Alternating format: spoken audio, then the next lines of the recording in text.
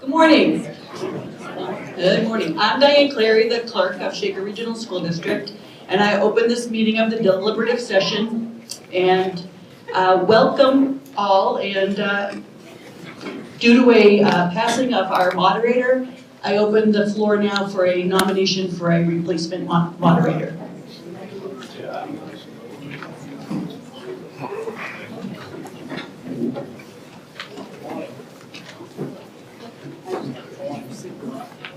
Just use your big voice. My name is Bill Clary, a resident of Belmont. Bill Clary, resident of Belmont, Peter Court. I'd like to nominate Heidi Chambers for moderator. Can you hear me now? Yeah. My name is Bill Cleary, resident of Belmont and Peter Court. I'd like to nominate Heidi Cheney for moderator. Seconded by Ray Craigie of Canterbury. All in favor, say aye. Aye. Against, say nay. Abstain. Thank you.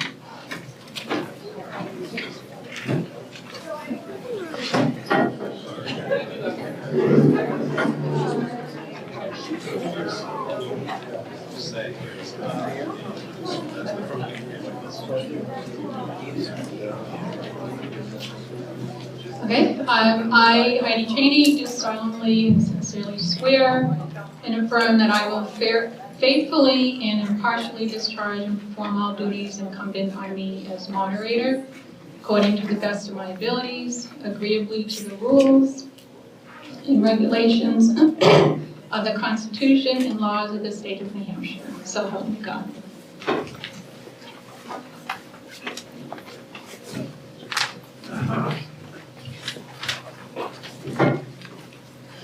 Okay, we're going to start. I just want to welcome everyone to the annual meeting of the Shaker Regional School District.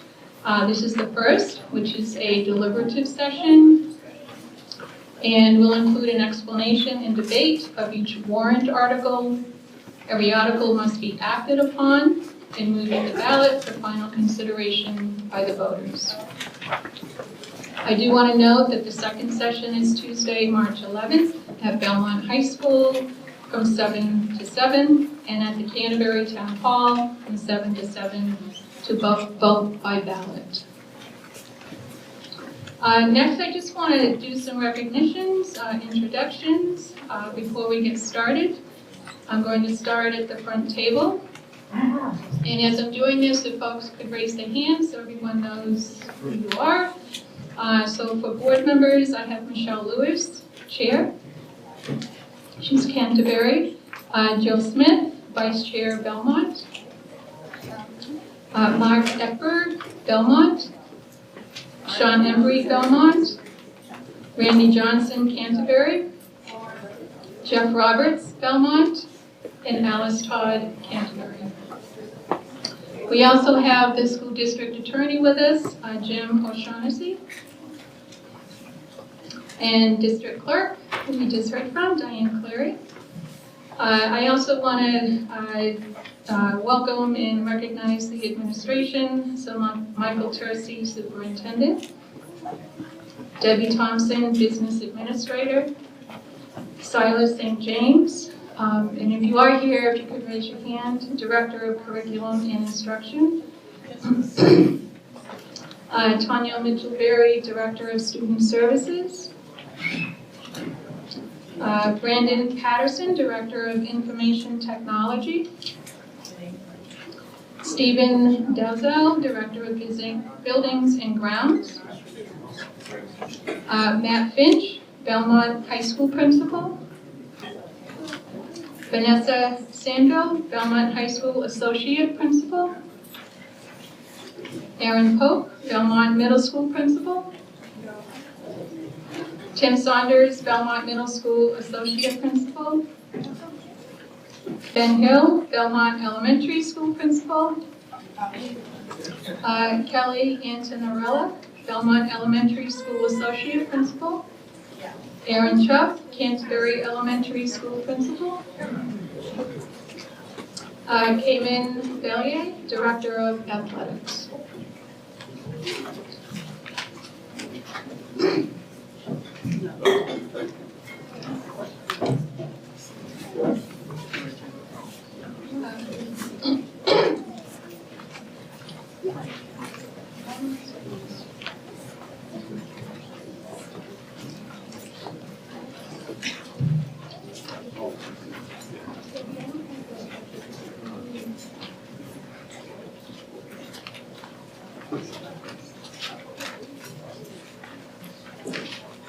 Oh, I've got it, okay.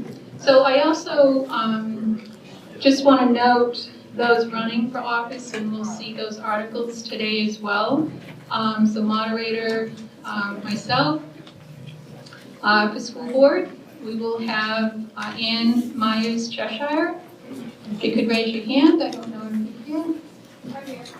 Okay, thank you. And Sean Embry. For Canterbury, Caitlin Fenn. Let's see. Okay. And Edgar Rivera. Also, I want to recognize supervisors of the checklist from Belmont, Brenda Paquette, Donna Shepard, Nikki Wheeler.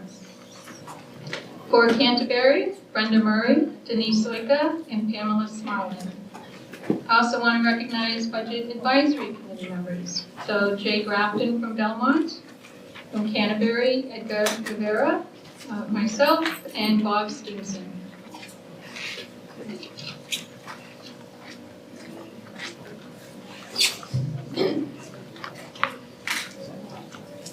Okay, sorry.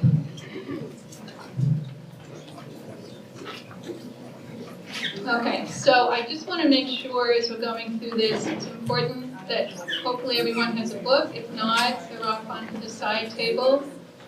The other thing that is needed, because I will be voting by card and not by voice, this is going to help us to, instead of trying to hear the voices, this will be more clear, and it'll allow us to know that everyone that is voting is a registered voter.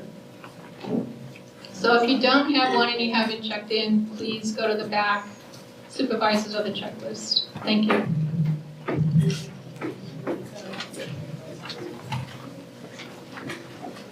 Okay.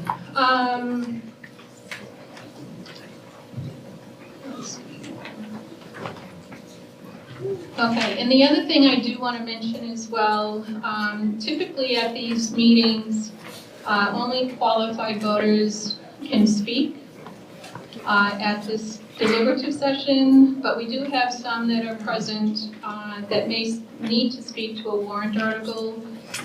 These may include the superintendent, business administrator, or our legal counsel. And the rules of order, just place cell phones on vibrate or turn them off. Exception, of course, is for the first responders. The location of exits, if there's an emergency, there's an exit in the back, and there's also an exit directly across from the entry. So how I'm going to work this is I'm going to announce the article again. The articles are in the book. Ask for a motion and a second to bring it to the floor for discussion. A member of the school board, if needed, will explain the article, and then I'll accept debate and or a proposed amendment. So when making a motion, please step up to the microphone off to the side, and you need to state your name and town. There's also a piece of paper there, if you could just write your name on it. This is to make sure that for the minutes it is spelled correctly and the town is noted. Any discussions or questions on an article will be directed through the moderator. I ask that you please provide the page in the book. It's so much easier for others to follow along with what the question is. So the page and then possibly the function or line item.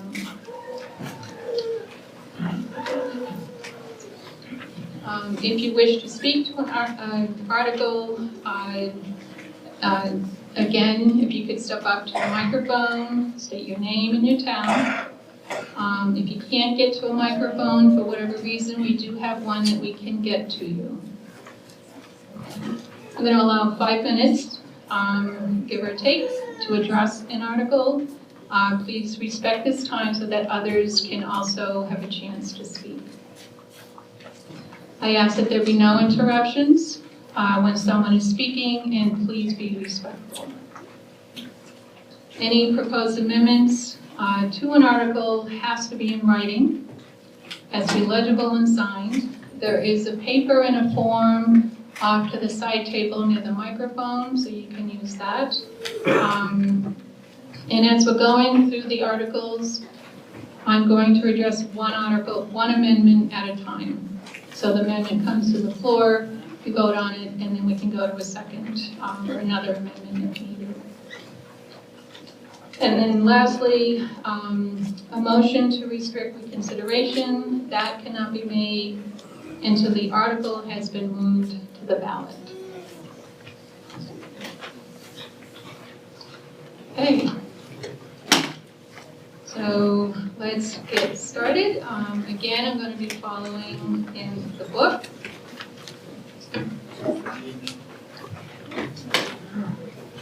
Okay, the first one is election of moderator. And again, for all articles, I'll need a motion to bring it to the floor for discussion in a second. So is there a motion? I'm sorry. To go to ballot. So I'm filling in, yes, sorry, yes. I'll make the motion. Okay, state your name and town. Tracy LaClaire, Belmont. Okay, is there a second? I'll second Ruth Mooney, Belmont. Okay, thank you. All right, any discussion? Okay, there being none, then Article 1 moves to the ballot in its original form. Okay, Article 2, election of officers. Again, need a motion to bring it to the floor for discussion and a second. I'll make a motion, Sharon Hampton, Belmont. Second? Okay, thank you. Okay, any discussion? Okay, there being none, Article 2 moves to ballot in original form. Okay, Article 3, operating budget. So, same thing, I need a motion to bring it to the floor for discussion. Okay, and a second? Okay. So I'm going to open it up for discussion. And what I'd like to do is have Michelle Lewis come to the microphone and give a little overview of what we're looking at for that article.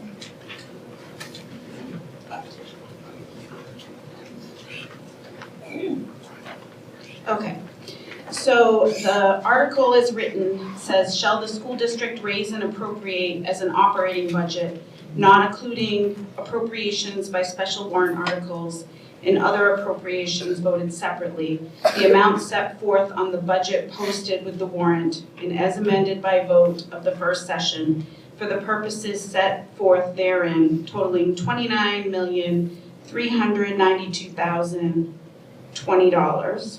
Should the article be defeated, the default budget shall be $29,271,375, which is the same as last year with certain adjustments required by previous action of the Shaker Regional School District or by law, or the governing body may hold one special meeting in accordance with RSA 4013-1016 to take up the issue of revised operating budget only. The school board recommends passing this appropriation. Majority vote required. So some of you heard me talk at the public hearing. We worked hard to create a responsible budget based on contractual obligations and needs of the district. I just want to highlight, I know those were numbers, large numbers in terms of the impact. The proposed budget, I lost my train of thought here. 1.69% increase is a 1.69% increase, and the default budget is a 1.25% increase. The impact on taxes, the proposed budget is 0.93%, and the default budget would be a 0.52%. So that's with the numbers, that what actually is the total increase and then also the impact.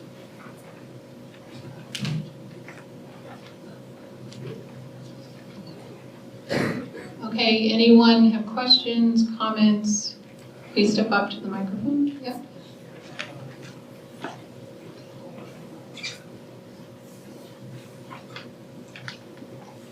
Check. Good morning, Bernard Kenny, 49 Mile Hill Road in Belmont. Did you? I'd like to make an amendment proposal, 5% reduction in the operating budget. Okay, so before you move forward, the amendment has to be in writing and signed. Check. Okay, there's a form there, if you can add it to the form and then bring it forward. Rewrite it. You don't have to rewrite it, just on the form, so we have your name and it's signed.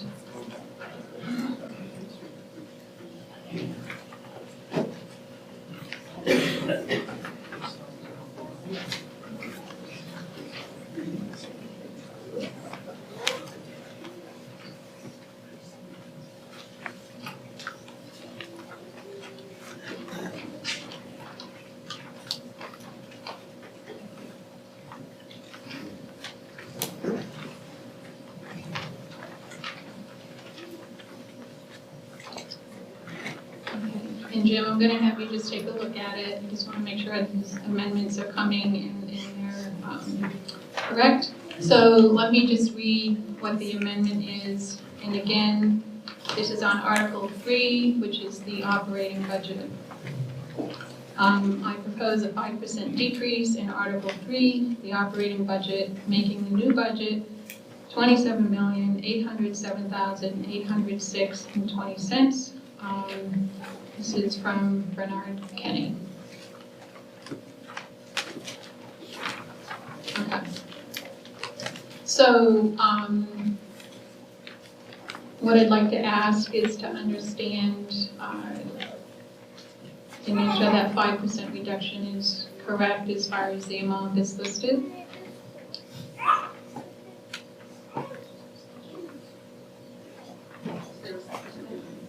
I'm sorry.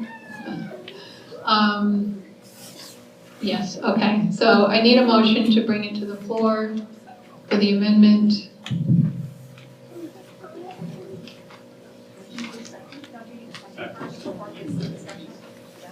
I already did it first?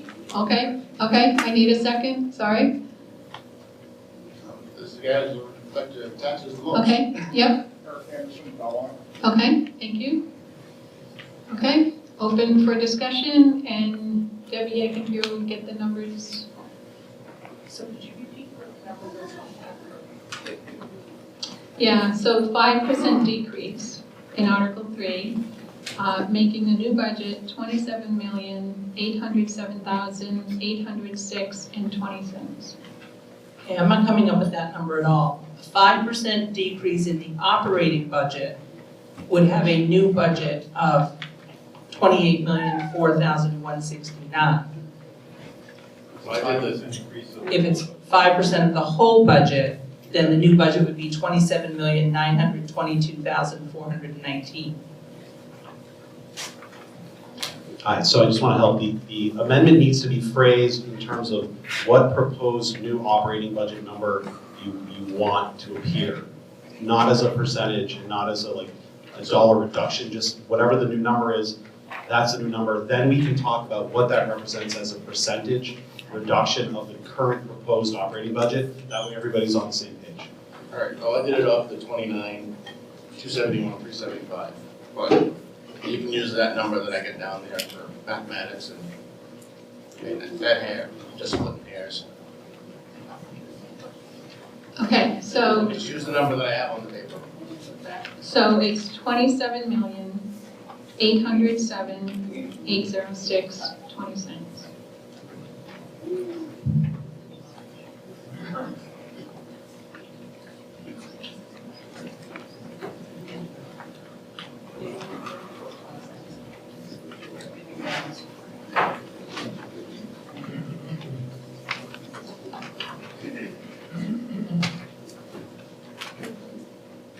Okay, so I'm gonna read the amendment again and then open it for discussion. So they're proposing a decrease in Article 3, which is the operating budget, making the new budget 27,807,806.20. Well, we won't do the 20 cents. So open for discussion on the amendment. Speak to it. Sure, yes. All right, I'm proposing this because our biggest increase in our taxes, or our biggest contributor to our taxes, is our school bill. We have to tighten up our budget every year. We're getting hit with inflation. A lot of us aren't getting decent pay raises. We're working for minimum wage. And it's making it really hard to live in the town of Belmont. I figure a 5% decrease, we can all work within our household with 5% less. Yeah, we may have to have one less cup of coffee a day, but we can do it. I don't think it's unreasonable by putting, a 5% decrease. I'm not, being greedy. I'm not saying, oh, we need 30%, but every little bit can help. And there's a lot of struggling families out there that could just use a little bit more money in their pocket so their life could be a little bit easier. So, thank you. Okay, any other questions, discussion? Yes, please.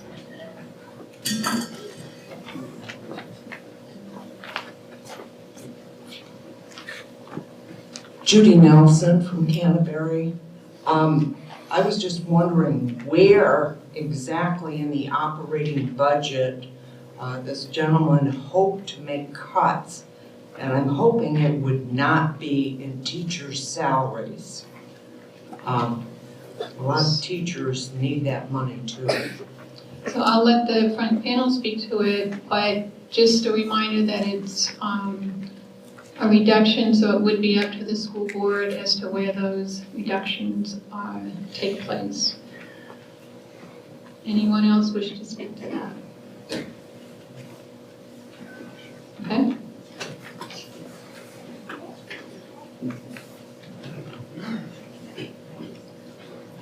Sure.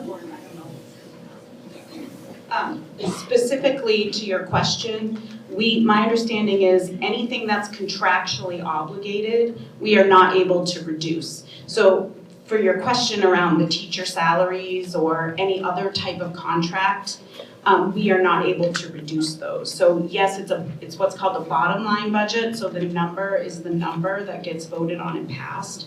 And then the school district would decide how to meet that number, but we cannot reduce anything that the voters voted on or were contractually obligated to do.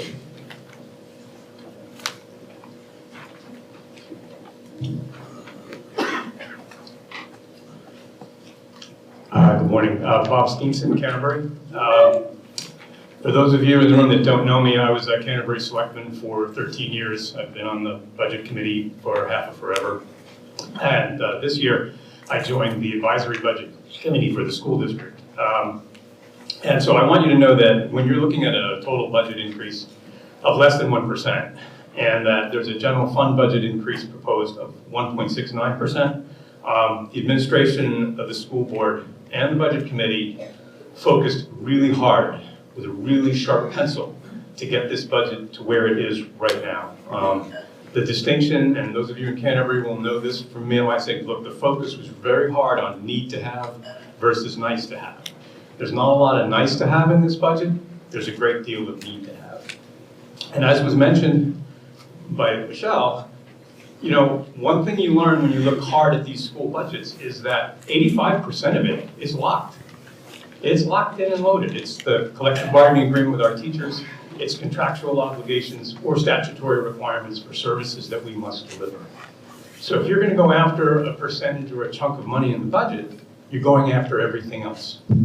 All the stuff that you probably don't want to cut, anything, sports, arts, music, advanced payment classes.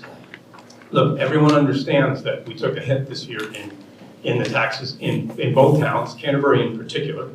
The fact that the state chooses to fund education with a mechanism that is as regressive as the property tax is not something that we can fix here, okay? It's easy to say in the abstract, oh, let's just whack this percentage, we'll find it.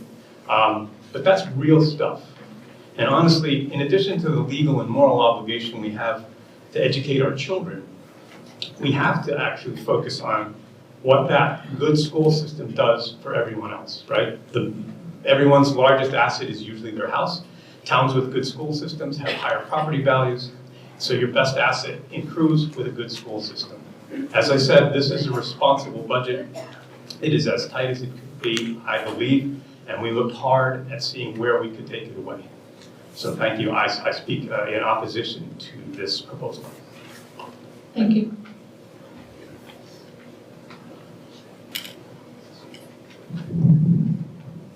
Sorry. Tracy LeClaire, Belmont. Not quite sure on the 5% yet. I'm not disagreeing with Bernard just yet. I wanted to point out a couple of things with the way the budget is pointing out right now, that for Belmont residents, this current budget is going to be a 6.61 increase. You'll find that on page 23 of this. And for Canterbury residents, it's a, we'll call it a flat budget because it's a negative 0.1. I was coming in general to speak against the budget for the first time ever as a Shaker Regional parent and or resident, in that the 4-3 vote that continuously happened from our board says to me as a resident that the board could have presented us with a better budget. I don't know that the 5% is the answer, but our board could have given us a better budget. So I just want to clarify again that what we're looking at is a dollar amount for the amendment and not a percentage. Okay, any other comments, discussion? Okay, we're going to bring the amendment to a vote, and again, we're going to be using the cards. So for that amendment, again, which is to decrease the amount in Article 3 budget, making the new budget $27,807,806. So all those in favor, raise your card. Okay. All those opposed? Okay, opposition has it. Okay, we're back to the original budget article. Any more discussion on that? Questions?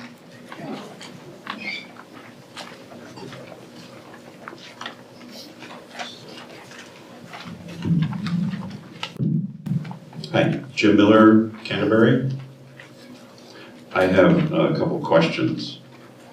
One is on page 8, referencing account number 1430 at the top of the page. And it mentions an ESSER 3 grant that apparently isn't offered anymore. This is for the summer enrichment program. And I'm curious as to whether there's a possibility of other grants that may have been looked into.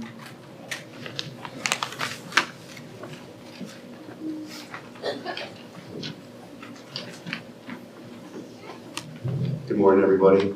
Yes, Jim, we had looked into Title V as a federal entitlement, but those monies are much less than what we were receiving through the federal ESSER grants that came due to the pandemic.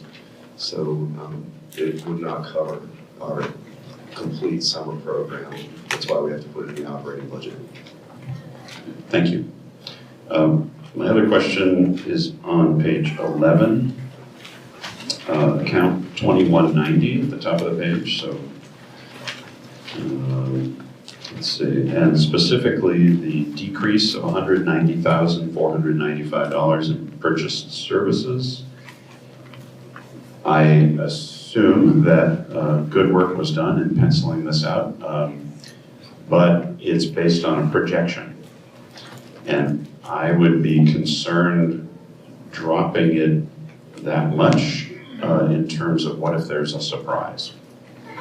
So what if we need to replace a good chunk of that money, depending on what the district needs to fulfill those support services. So that was my comment on that. Jill, did you want to comment on that? I think you're 2190.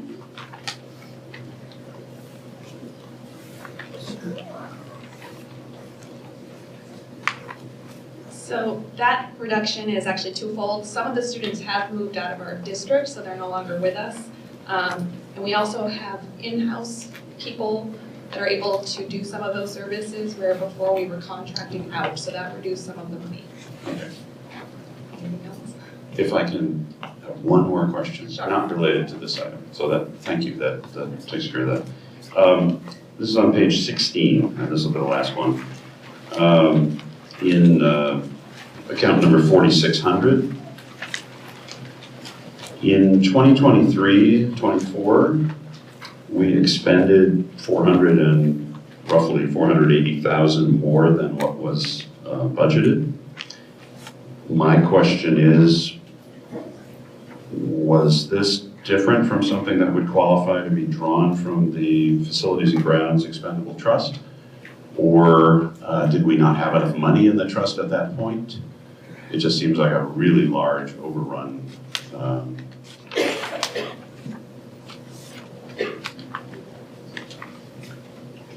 Thank you. From the prior year, there were open purchase orders.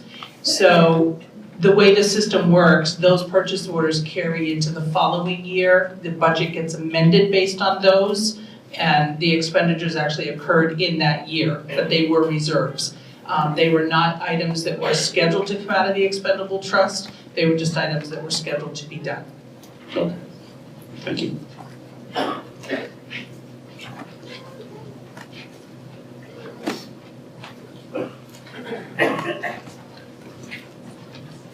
Okay, any other comments, questions? Again, still looking at the article as presented.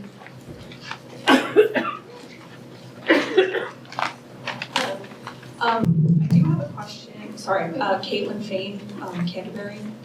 I have a question about 2720 for transportation and the increase of. Can you state the page number, please? Sorry, page 15. I see a pretty decent increase here, and I know as far as transportation goes, First Student is our bus service. They're kind of like the only game in town.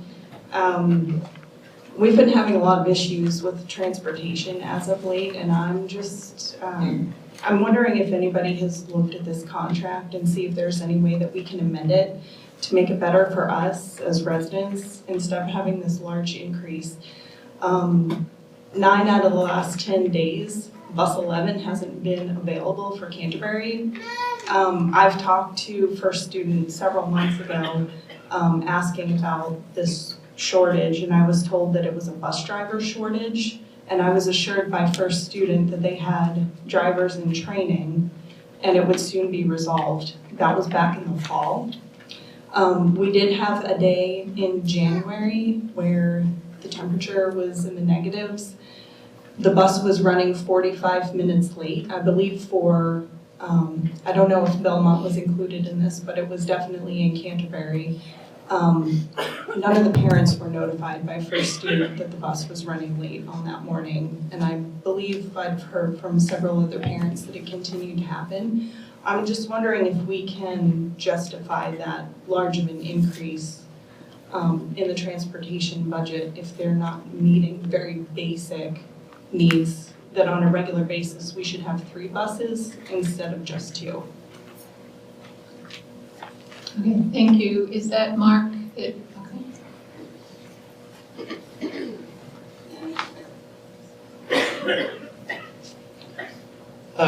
Good morning. Transportation has been, is, and will continue to be a struggle for not only Shaker Regional, but for all districts. We had to go through a new negotiation with First Student. To my understanding and knowledge, there was not another provider that was offering transportation. That's correct. So unfortunately, we are very limited as to our offerings. One of the things that we do, and either Mr. Chersey or Debbie can expand on this, is we do our best to keep track of when buses do not make their runs, and we do ask for reimbursements for that when they're not providing the appropriate services. But we constantly look at routes.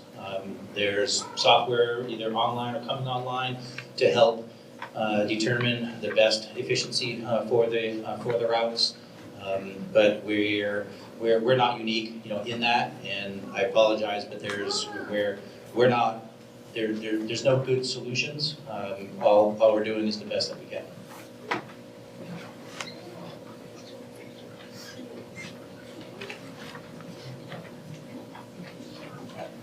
Hi, Greg Paninsky, Canterbury.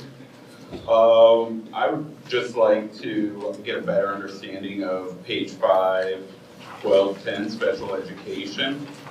If people aren't aware, Merrimack Valley was $2 million over budget this year, which means that, I know in Loudoun, that means that Loudoun staff aren't getting their merit-based raises. They're trying to figure out how to adjust that $2 million. 1.2 million of that was for special education. My concern with cutting 331,000 and change dollars is what happens if something like that happens here. Would love to have that addressed. I would hate to come Christmas time get another bill saying, hey, we went over by $1 million, throw it on the taxpayers. So that is a huge cut, especially when it is way under what was actually expected the year before. Okay, thank you. And can you put your name, just print it, make sure we have the spelling correct, thank you.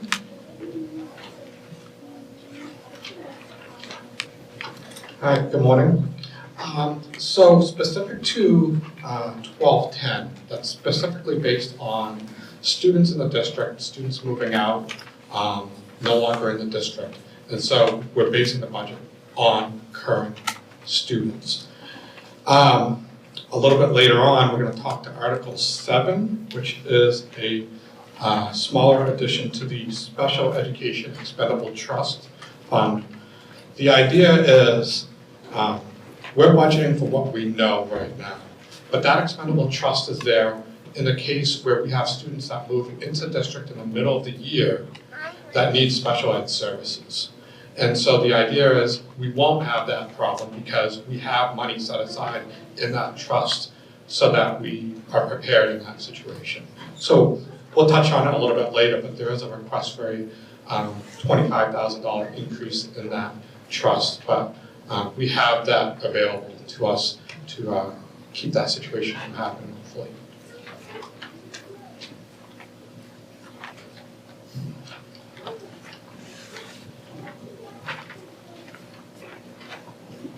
Okay, any other questions, discussion?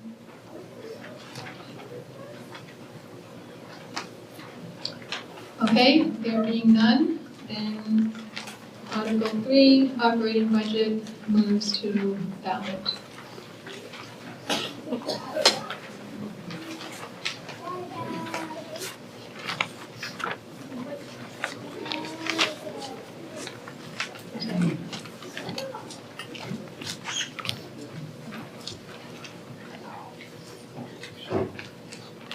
Okay, Article 4, addition to school facilities and grounds expendable trust fund.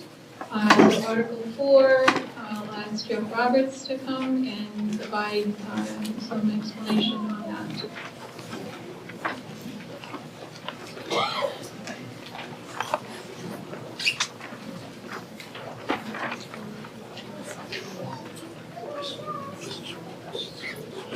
Hello.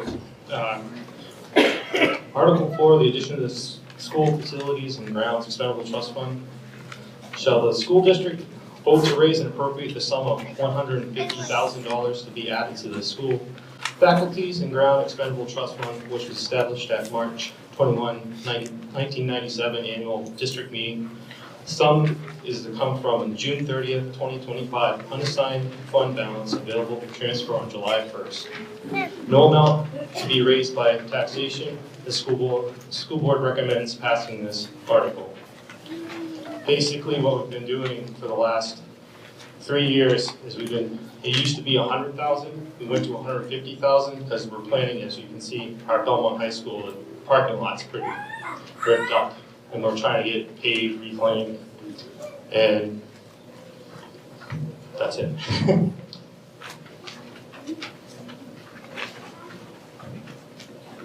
Any other questions, discussion?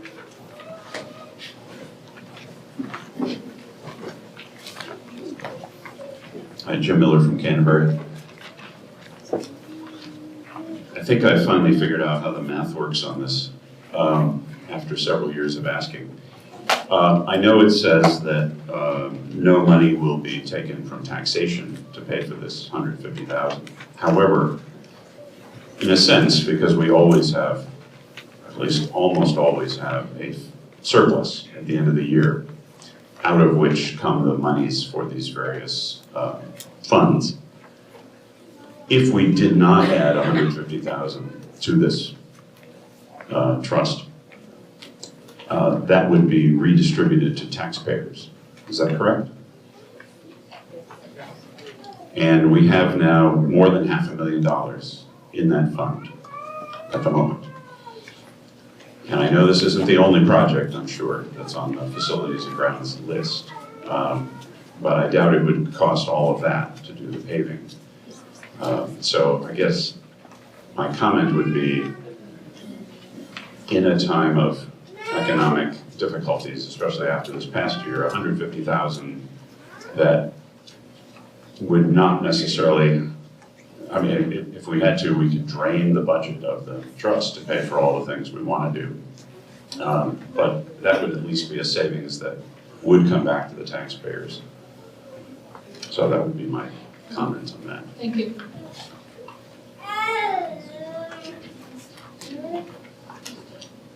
I mean, you could do that, and we could not do maintenance, which is, you guys can vote on that, put on the ballot or not. But I want to point out there's other school districts in the state right now that have taken their money and given it back to the taxpayers instead of doing their maintenance, like Conway right now. They're looking at a 5-year, $60 million bond to fix all their buildings and everything else because they let everything slide for years. So I mean, we don't have to do this, but if you guys vote not to, we won't fix the parking lot. But I think it's, the nice thing about Shaker is we stay on top of our buildings. So we don't have a big expense to you come like, oh, we've been letting this slide for the last 10 years. Now, here, I want $14 million to fix everything we haven't paid attention to. But I understand, my taxes have gone up too. I don't like it. But I think if we don't maintain our buildings, then we're looking at a bigger quagmire than we want to be in, tax-wise, money-wise, everything-wise.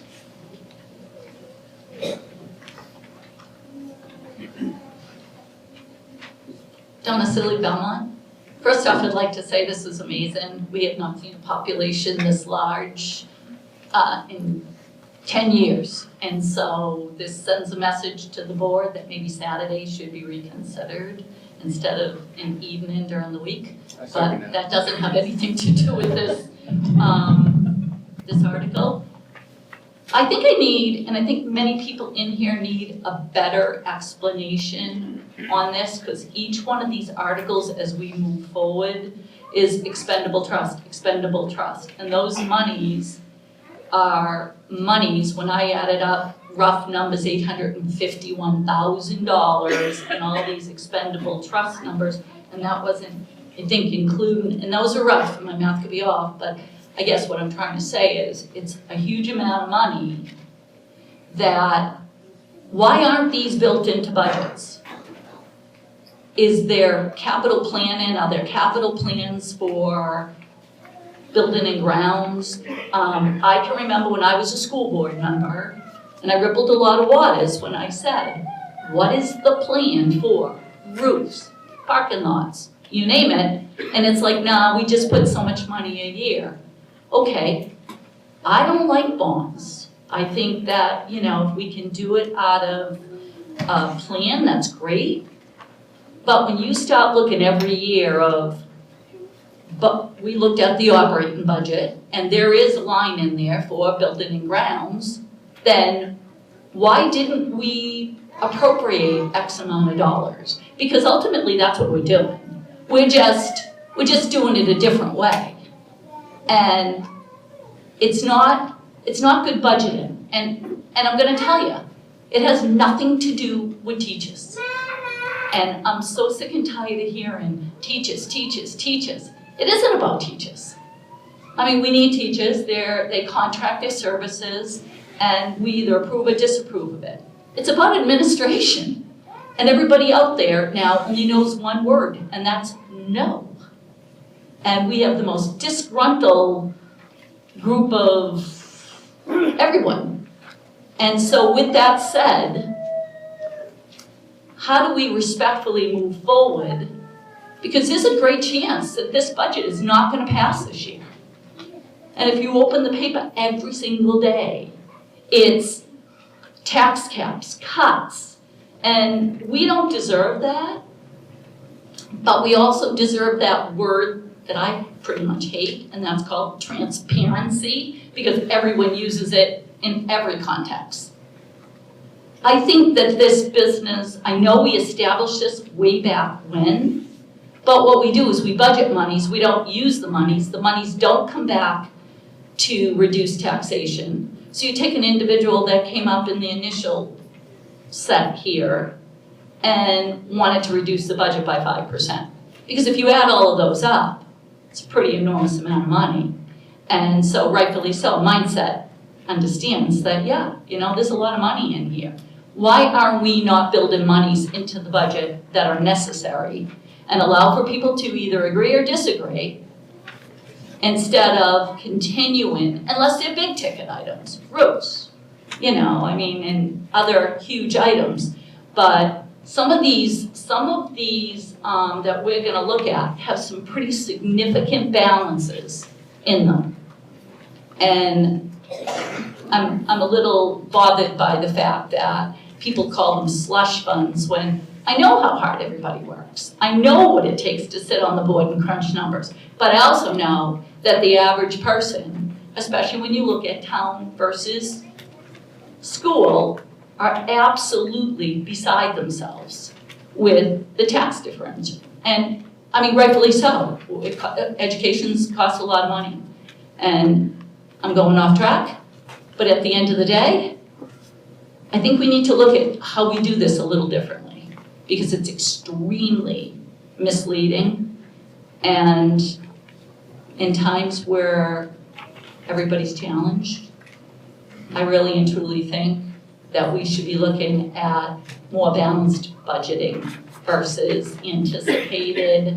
If we anticipate we need a parking lot, then we budget a parking lot. If the community says no, we don't get the budget. I mean, we don't get what we've requested for the parking lot or the budgeted item. I think I said my piece. Thanks. Thank you.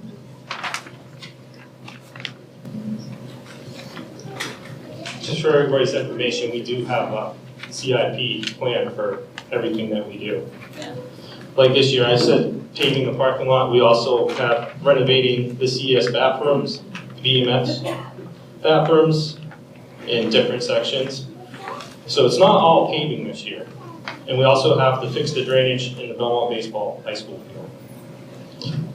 But we have plans, and we haven't brought it to the taxpayers yet, but we will be as soon as we get more information. But all our air handlers were put in 25 years ago, and they're all coming to end of life.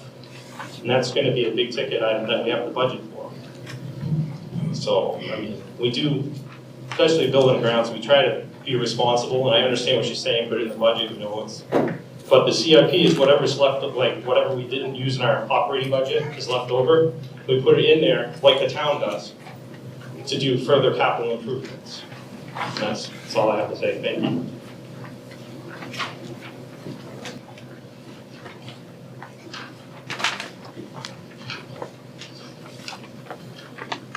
So to get to some of the questions, some of the points, like the points that Ruth had made. So our trust funds are established for a specific purpose. The building and grounds that is based off of our capital improvement plan that uses a formula that we use monies for projects in future years. Some of those are big ticket items, such as the paving of the parking lot, which is over $400,000 just to do this parking lot. It's a massive project. We've been budgeting for that for years, quite honestly. And that capital improvement plan, it takes into account our trust fund monies and our operating budget monies. So there are monies for these projects in both the trust fund and the operating budget. So there is a capital improvement plan for future projects, and we balance between the trust funds and the operating budget. Same thing with our technology expendable trust fund. We have a capital improvement plan for that as well, which is a balance between the trust fund and the operating budget. Our food service equipment expendable trust fund, that was something that we put into place last year because some of our food service equipment in our cafeterias, particularly our kitchens, are old, and when they fail, they can be up to $30,000 to replace a steamer table. So we did establish that trust fund based on unexpected repair costs or replacement of equipment in the cafeteria, and specifically the kitchen. Special education trust fund, we have those monies in place, particularly in, I think a gentleman that spoke earlier, we're not going to be in a position of Merrimack Valley because we make sure that we are budgeting in the sense of we have a trust fund where if, say, a student moves into district and it requires an out-of-district placement, that can be over $300,000 just for that one placement. First place we go to is to see if we can cover that in the operating budget. Then we go to the trust fund, and then we also have a retained fund balance to make sure that we don't come into the same situation as some of our districts in the region. So that is in there, and those are all of our trust funds. I know that question came up earlier. I just want to address that and make sure that people are aware we do have capital improvement plans that balance both the operating budget and the trust funds for these future projects. Those plans, those are on the website. Yes, and to the point of transparency, you can go right onto our website and find those capital improvement plans, or if anyone needs a copy of it, just reach out to the SAU office and we'll be more than happy to provide those to you. We update those every year. We bring them to the board for their review. They go through subcommittees and then are brought to the full board for review. So the discussions happen in our public meetings. If anyone wants to see those, please reach out, or you can go right on our website and see those capital improvement plans for future projects. Thank you. Hi all, Greg Paninsky again, Canterbury. So my full-time job is as a grant writer for the Mental Health Center of Greater Manchester. And my question when it comes to these capital improvement plans is, what are you looking at to fund them beyond taxpayer money? I just finished a plan for my organization for $1.2 million to replace their HVAC. I have gotten money from congressional discretionary spending of $1.4 million. Right now, Senator Shaheen has out her congressional discretionary spending. There is an opportunity there for 55% of a rural community, which is what Belmont is, to have a community building improvements covered up to $1 million. So my question to this committee is, what are you looking at to take the burden off of everyone here and find the money that is out there to cover these improvements? Instead of saying, hey, we didn't spend this money, we're going to ask for more money to go into this plan from the taxpayers here. Thank you. Michael, would there be someone want to address that, please?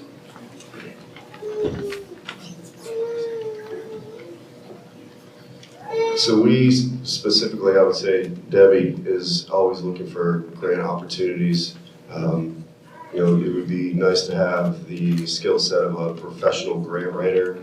If anyone would like to assist us, that would be great.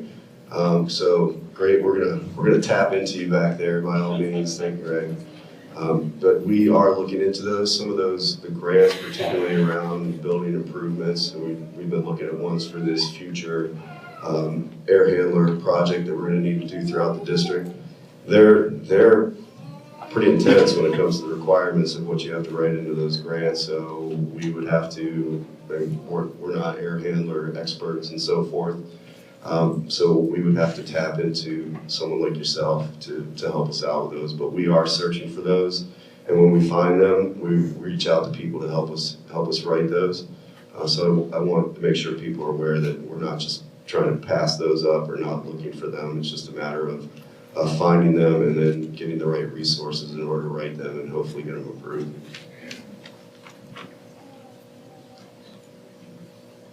Tracy LeClaire, Belmont. Since you folks have already brought up the air handlers, clearly it's very important to have a good system in our buildings. That was $14 million that it'll cost district-wide. Is that gonna change the priority of our expenditures that are in this fund, since we know that's coming towards us? Are we gonna add that into our CIP?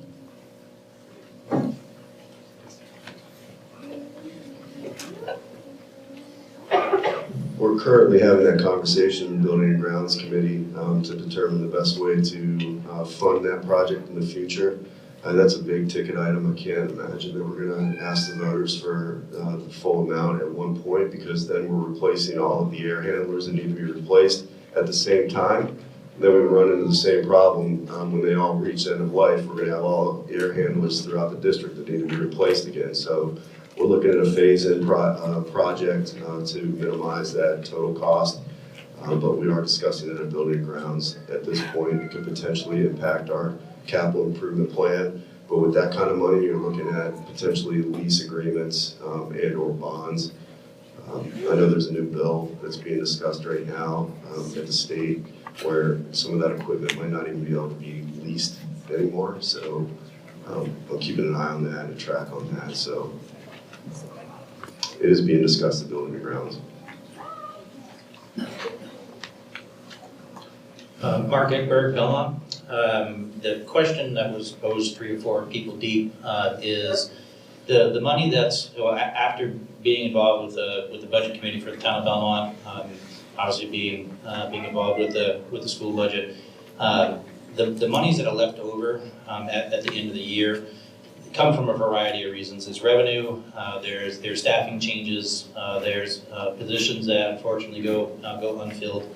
And it is very, very difficult for any district to not have money left over at the end of the year.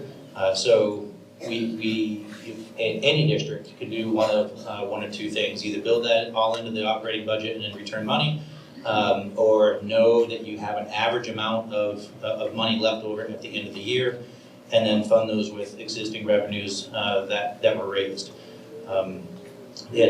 It's really kind of like there's different pockets of money, but it's the same pair of jeans. And I don't think that a lot of the public understand that a district has revenue, and it comes in from a variety of sources. There's Medicaid, there's Medicare, reimbursements, and you can't budget for that revenue on the front end, so you have to budget for absolutely everything that you're going to expend, and then not know what you're going to get back on the other end.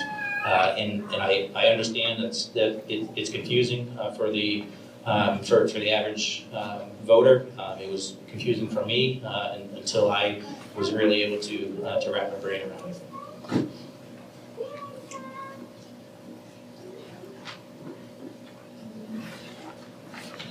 So he is on the Shaker Regional School Board. Does anyone else from the board want to comment on that?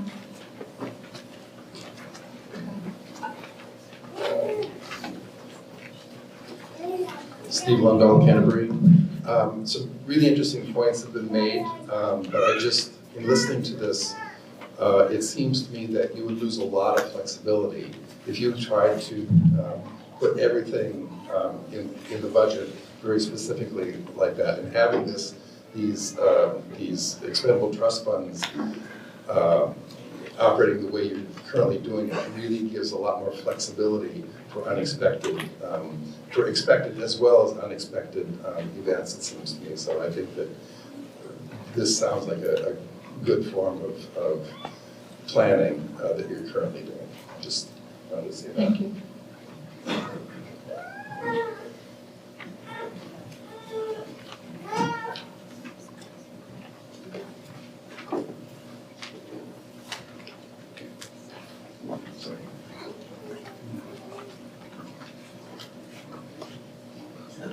Fred Portnoy, Canterbury. It seems to me that Articles 4 through 7 come to less than 0.7% of the total budget we're talking about. And to follow up what Steve just said, I don't know anybody who can plan more precisely than that. I think we should continue what we're doing with these. Thank you.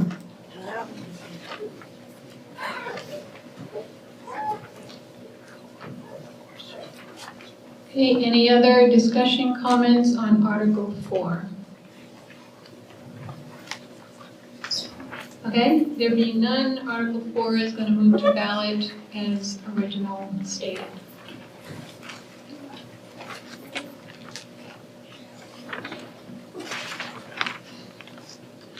Okay, I'm going to move on to Article 5. So this is the addition to School Technology Expendable Trust. And Article 5, which is why I know she's sneaking up here, is Randy Johnson is going to speak to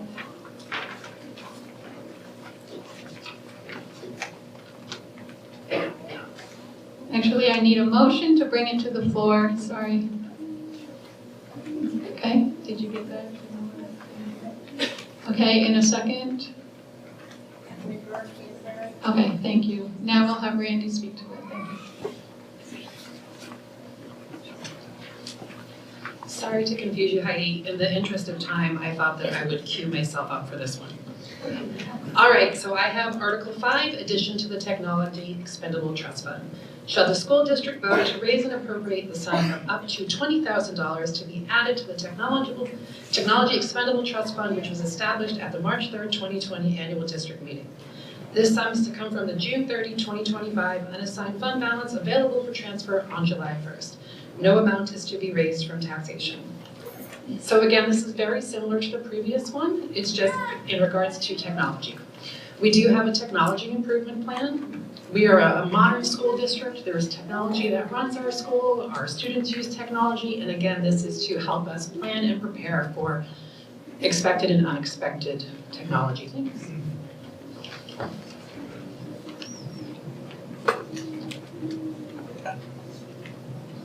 Discussion, comments? Okay, there being none, I'm going to move Article 5 to ballot in the original form.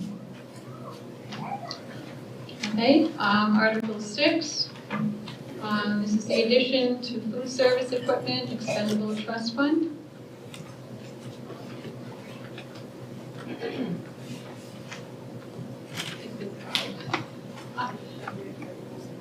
Is there another?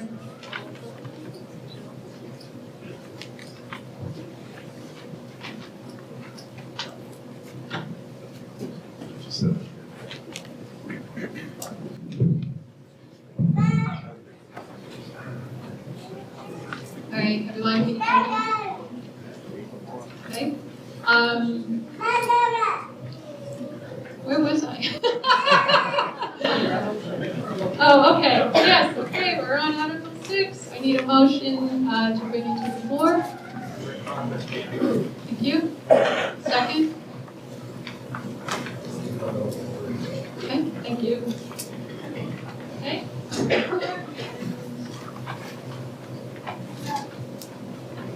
Article 6, addition to food service equipment expendable trust fund.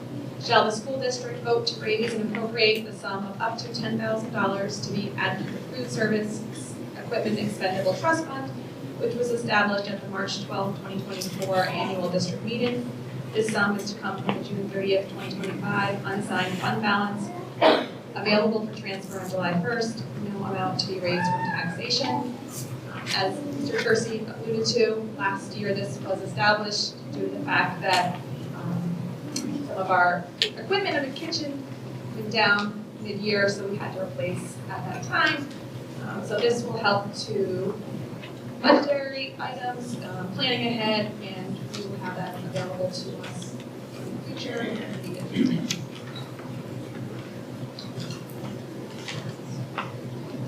Okay, Article 6, any discussion, questions? Okay, it's Article 6, and there being no further discussion, amendments, it's on the ballot, and it's original. Okay, Article 7.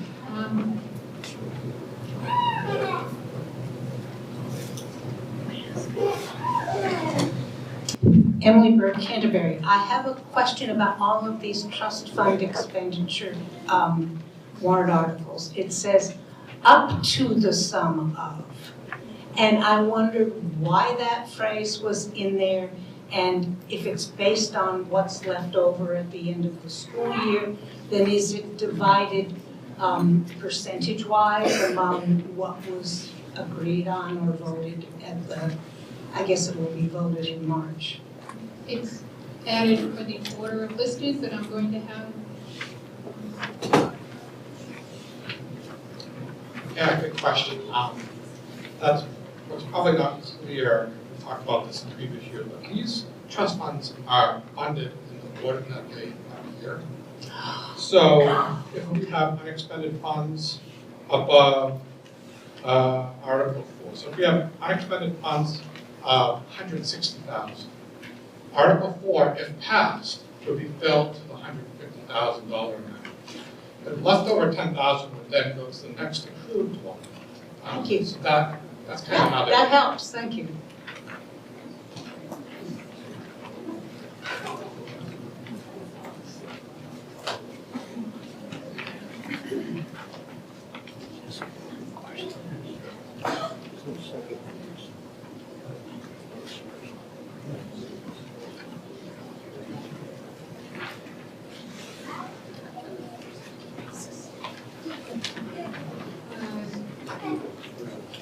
Okay, Article 7, again, addition to special education expendable trust fund. So I will have Sean here. And I need a motion to bring it to the floor for discussion. And a second. Polly?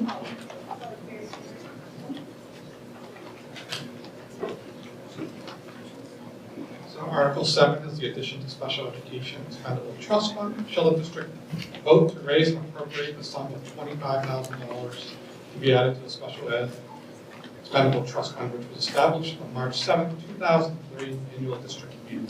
This sum to come from the June 30th, 2025 unassigned fund balance available for transfer on July 1st. No amount to be raised from taxation. The school board recommends passing this article. Majority vote required. So kind of spoken to earlier, we've seen increases in the cost of special ed, just like everything else. That includes the cost for potentially out-of-district placements. So this expendable trust fund was created in the case where we have students that move into the district mid-year after the budget is finalized, and we want to make sure we have a plan for those situations. We've been fortunate that we have not had to pull from this, but seeing the increases that we've seen, the bets are back and forth. We felt like we needed to add a little bit of money to this. Again, this is the last one listed. So if there is not enough to cover these, this would not be covered. Happy to answer any questions.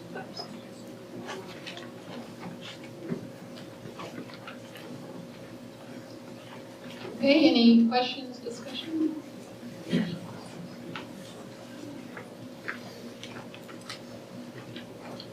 Ruth Mooney, Belmont.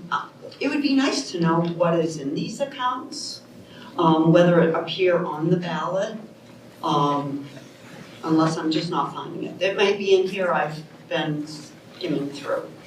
I guess. Page 18. 18 and 19. Page 19, so it shows what it is now.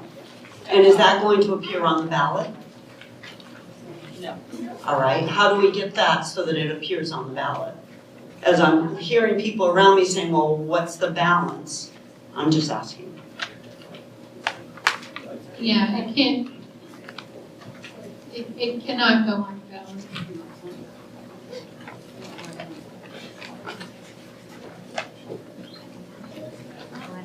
Okay, still on Article 7. Do you do a voter's guide? I'm sorry? Do you do a voter's guide? Oh, this is it. Okay. So it'll be on the same.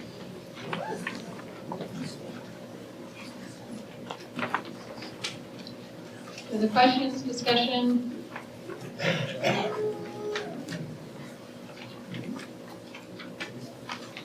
Tracy Leclerc, Belmont. It might be advantageous if the voter's guide parts were marked for people to read and look, because you've explained it to those of us here, and we can have had the time. We all know that our ballots are very long. It's probably helpful for people to see how much money's in there, because they could be envisioning a much larger, to take someone else's word, slush fund, and be more inclined to vote no if they don't know what you've really been saving. If there's a way to earmark those so they can see what you have, would probably help for some of those to be seen by people.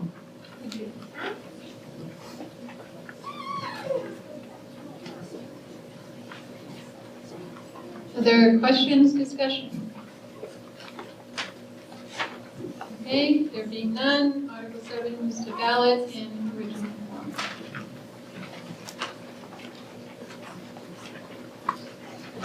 Article 8, it states by petition.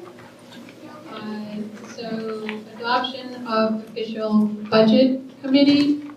And as written, I would like to have our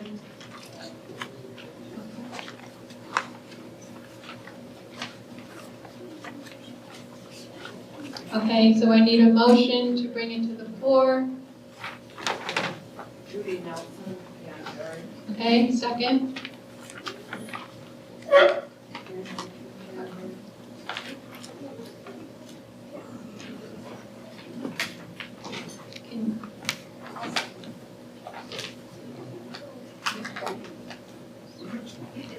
Okay.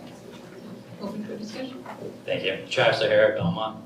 This petition article offers an important opportunity to improve transparency and accountability in our school budget's budgeting process by establishing an official budget committee.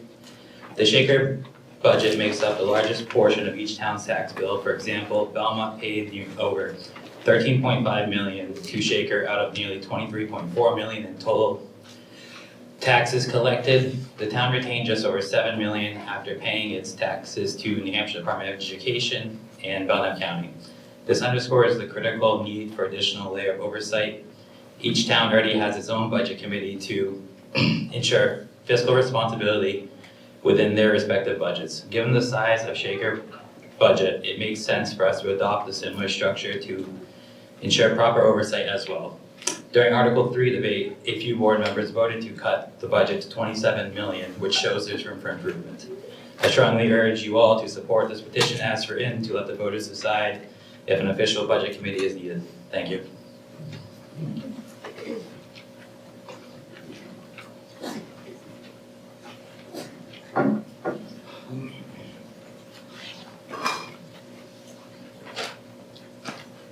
Bob Steenson, Canterbury.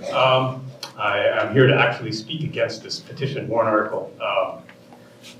Speaking as a former selectman and on behalf of all current and future selectmen in our towns, no way does the select board have either the qualifications or the capacity to dive into the school budget. I know it sounds simple, appoint one select board member to the school district budget committee, but that is a huge challenge for an already strained governmental body in each of our towns. Beyond that, this would create an unnecessary layer of extra bureaucracy and for no discernible value add that I can see. I joined the advisory budget committee this year. That opportunity was open to everyone in town. There's no size limit on an advisory budget committee. And there is no lack of transparency. Those meetings were filmed, they were public, they were posted. Budget committee members can go, we're here today talking about it.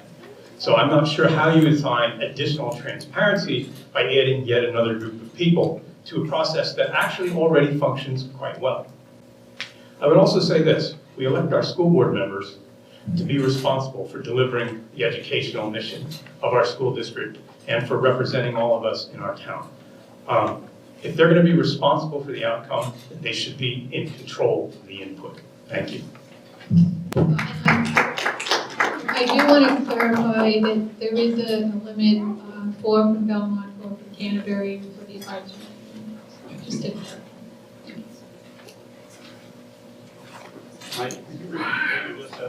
Yeah, Bob had mentioned that there's no size limit. There is, based on the advisory committee, there's 4 from Belmont and 4 from, 3 from Canterbury.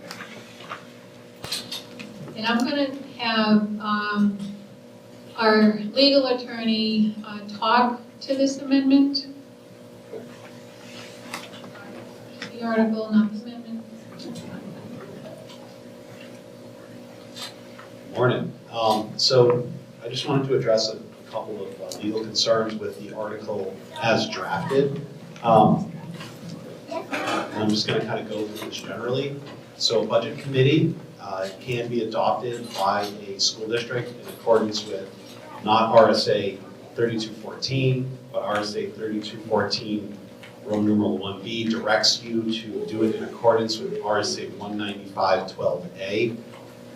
What that means in like straight speak is that cooperative school districts have a different law that governs how budget committees are formed because you're comprised of 2 separate school districts.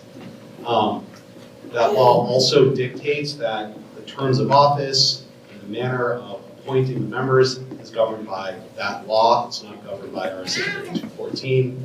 And it specifically can't be dictated by the warrant article. So the warrant article doesn't control like who's on the budget committee or who would be on the budget committee. That's governed by the law. The terms of office are governed by the law, and most importantly, I think from like a technical legal perspective, SAU 80 school district is not a legal entity. That doesn't mean anything. I think we know what the intent is, but we're in a formal context and we're going to be voting on a ballot. I don't want to see that passed because to me that means it's questionable what the vote actually is. And lastly, it says 1 member of the school board of each school district. There's only 1 school district technically. It's the Shaker Regional School District. There are towns that comprise the district, but there are not multiple school districts in Shaker. If this were to pass, I'm not sure what would happen. At best, it would raise a question of what the intent was because it is so incongruent with the law. I actually think it would likely just be invalid and wouldn't have the effect of creating a budget committee. That's up to you to decide what you want to do about it, but that is the legal status of this article as written. I can answer questions here or over at the table. Thanks.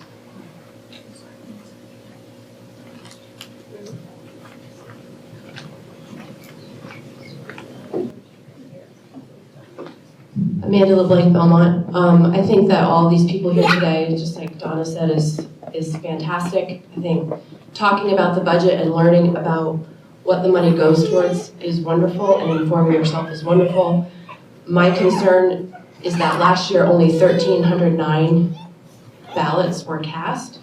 When you think about, in this book, it said that we have 1,144 students in the district. That's just barely over 1 parent per pupil coming out to vote, and we have significantly more residents in Belmont and Canterbury than 1,309. I would just encourage, regardless of how you feel about the budget, for everybody to encourage more of your friends and neighbors to come out to vote. My personal opinion is low voter turnout means not great things for the budget. But again, regardless of how you vote, we need more voters to come out and be involved in the school district. Thank you.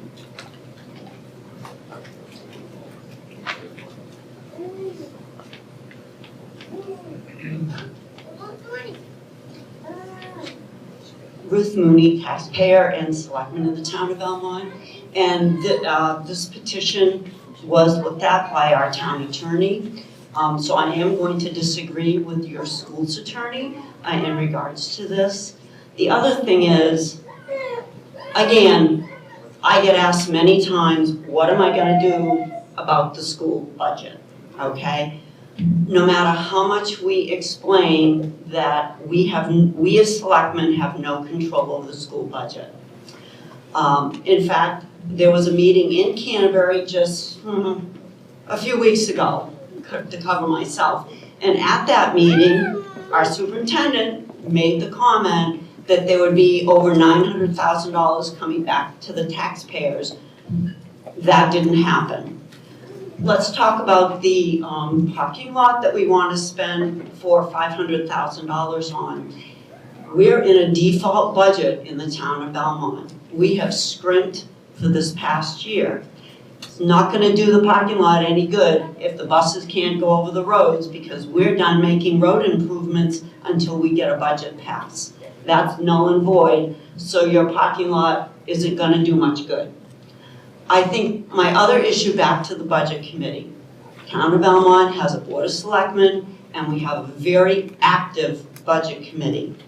My 2 cents worth is the more eyes that look at the budget, because I hear time and again that we're not getting the full story when it comes to the budget for the school.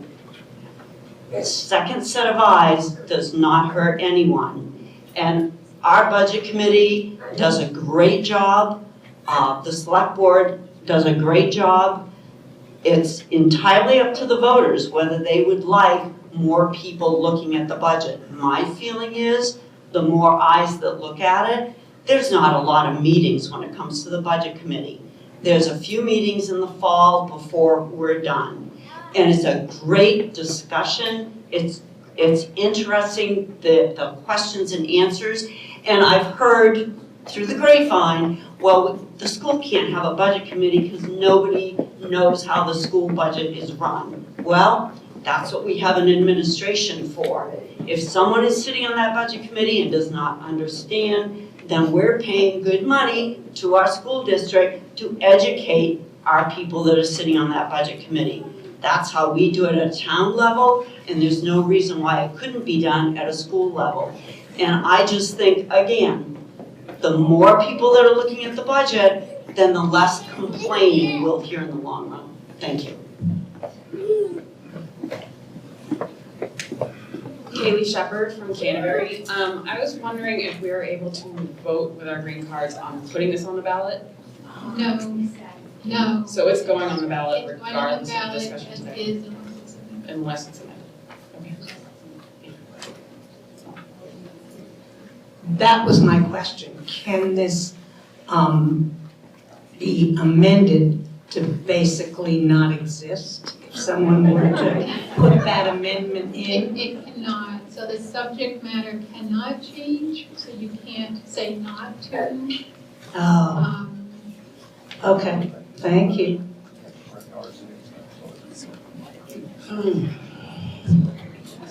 Hi, Jim Miller again from Canterbury. Understanding that we cannot take this off the ballot here, and that the population of both towns is not fully present today, no matter what we discuss about this today, people who aren't here, who have no particular information, will simply look at the article and vote. And I am speaking in opposition. There will be people who will say, yeah, great idea, let's do that. with, again, possible legal consequences as well as the fact that it's a bad idea because it's unnecessary and redundant. So I offer an amendment, which I have to read to you before handing it to you because otherwise I won't remember what it says. I have it on the form, yes. Shall the SAU school district adopt an official budget committee, comma, although this would be an unnecessary and redundant layer of budgeting effort, comma, consisting of 7 members who shall be elected with elections to be held in 2026 as follows. 2 members, 1 from Belmont and 1 from Canterbury for a 1-year term. 2 members, 1 member from Belmont and 1 from Canterbury for a 2-year term. And 3 members, 1 from Belmont, 1 from Canterbury, and 1 at large for a 3-year term. 1 member of the school board shall also serve on the budget committee. And part of the reason I am putting forth this amendment is to hopefully inform, discourage voters who aren't here and can't hear the discussions from supporting the original concept. But also it's apparent that this is a Belmont-only amendment or warrant article. When it mentions the select board, they're talking about the Belmont Select Board. When they mention the school board in each school district wholly within the town, that's obviously Belmont. So Canterbury, being a really important part of paying for this school district, really shouldn't be left out of a process that is going to affect our tax dollars, and that's the other reason I offer the amendment. So before any further discussion, we will have to bring the amendment to the floor, and then we will have to vote. So if you could hold your comments. Yeah, I know. It is. Yeah, no, I know. Yeah,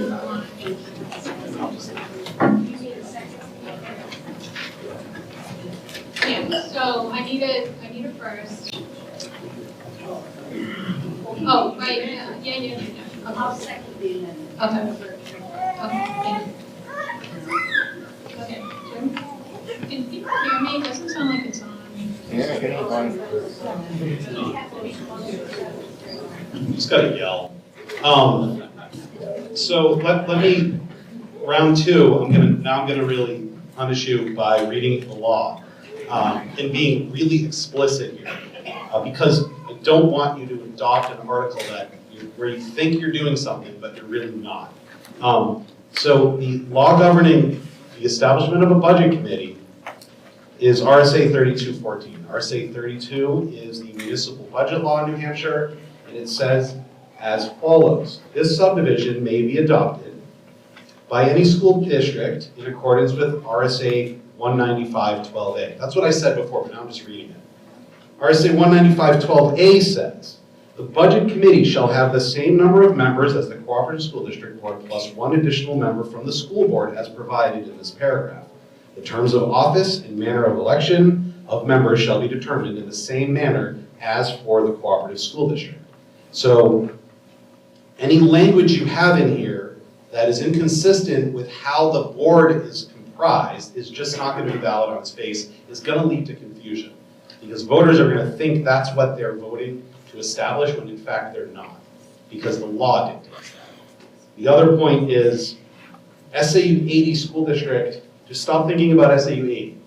That is the SAU number that the State Department of Ed assigns the Shaker Regional School District. You are what is called a single district, a single SAU school district under state law. The SAU number is really meaningless. It's not a separate corporation. So that also creates a little confusion. I don't like it. I would rather it say Shaker School District. If you wanted to say SAU 80, Shaker School District / SAU 80 works better for me. But, or just shall the school district also works because we know we're in a school district. Happy to answer any other questions. Thank you.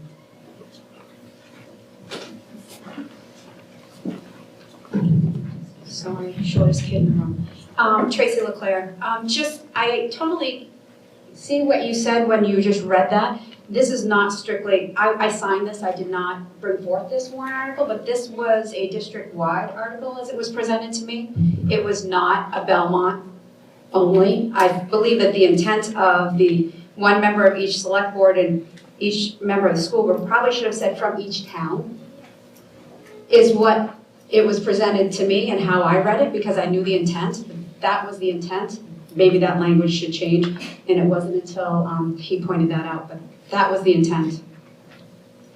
And just a reminder, we're actually having discussions on the amendments.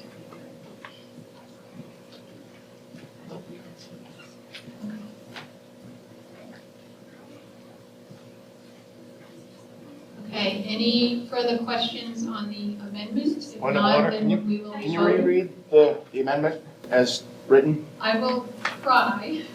I think I do have a question on the amendment, would actually apply to both. My question is just for clarification, what would be the impact of this committee? Is it advisory only, or does it have any actual overriding control over the budget beyond what the school board can If do? it is within the boundaries of the RSA, then yes, it does have some control over the budget. All of it, yeah. Oh, I'm sorry, Ellen? And could you sign or add your name to the paper as well? So Ellen Bassett from Canterbury. Okay, let me, and Jim, keep me honest here. Shall the SAU 80, although this would be an unnecessary and redundant layer of budgeting effort, consisting of 7 members who shall be elected with elections to be held in 2026 as follows. 2 members, 1 from Belmont and 1 from Canterbury for a 1-year term. 2 members from Belmont, 1 from Canterbury for a 2-year term. And 3 members, 1 person. Oh, from, okay, Belmont, 1 from Canterbury, 1 at large for a 3-year term. 1 member of the school board shall also serve on the budget committee. Want me to read that again, or? Yeah. So what's different? He's just stating that he's. Oh, compared to. So do we need this redundant in that? Yeah, if you could go to the mic.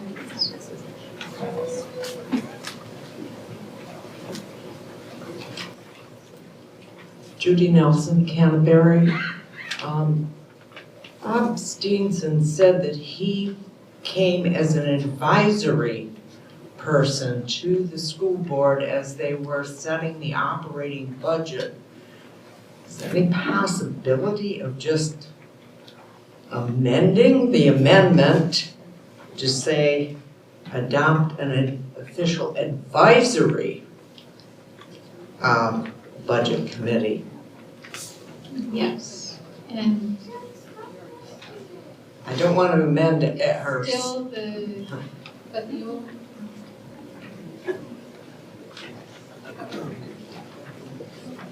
I'm going to help with the procedural thing. So you have an amendment on the floor. It's up to the moderator, but typically, unless somebody rescinds their amendment, you can't amend an amendment. That just creates a lot of confusion.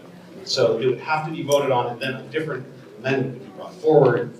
With respect to the, I just want to put like the, now I'm using like the really fine pencil part. So the school board is made up of 4 members from Belmont, 3 members from Canterbury, okay? They're all elected at large. There are no at-large members. So you can't create a budget committee with an at-large member. There is no at-large members of the school board. Law doesn't allow you to do that, okay? I just want to make sure that's clear. So if this passes as written, again, it's not going to happen. Probably, maybe we'll invalidate it. I don't know. I'm not sure.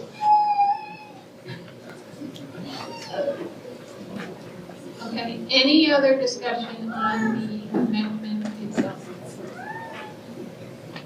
Okay, so we have to take the amendment to vote, and again, we're going to use the card. So all those in favor, please raise your card. For the amendment, correct. Okay, all those opposed?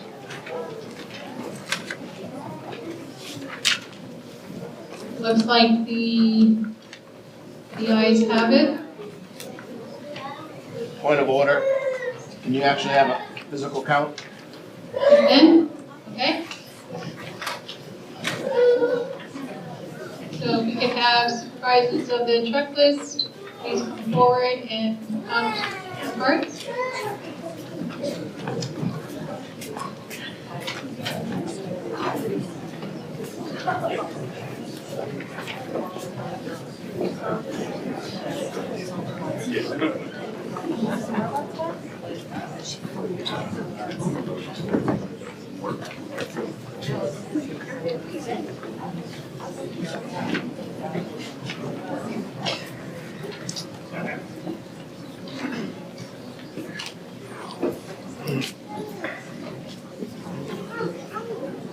Okay, so we will take a vote again on the amendment on the floor.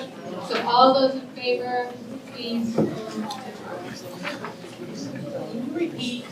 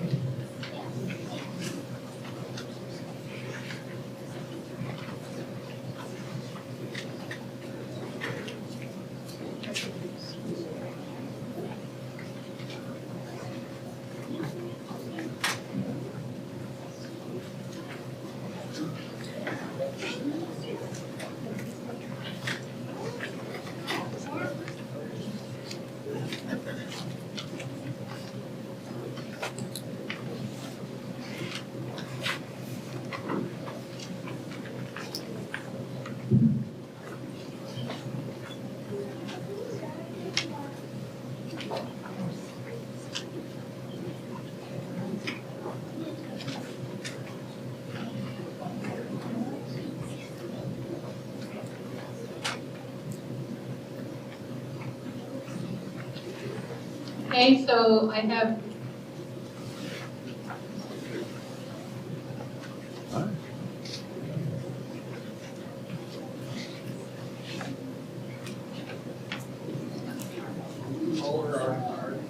yes.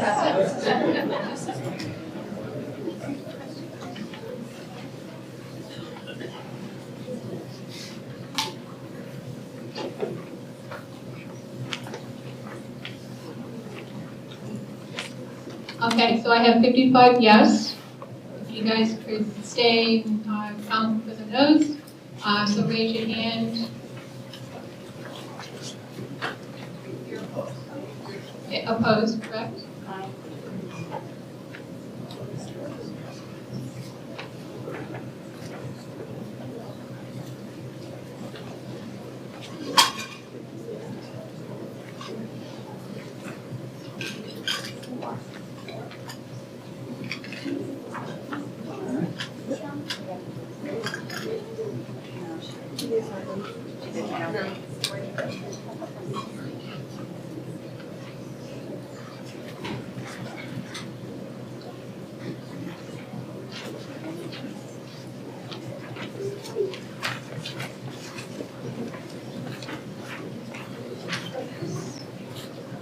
So that's the total? That includes the head table? Yes. Yes. Okay, those opposed were 24. So the yes has it.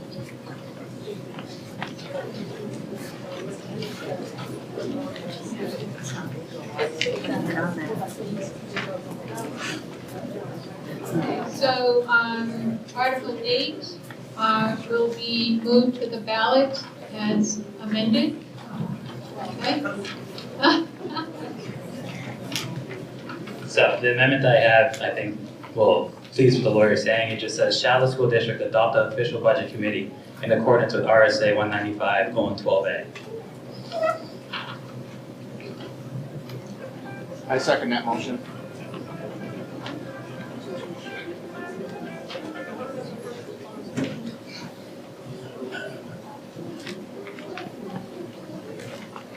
Bernard Kenny. Okay, so I need a motion.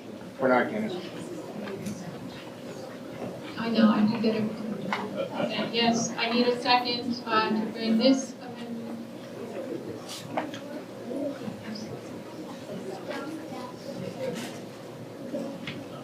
Okay.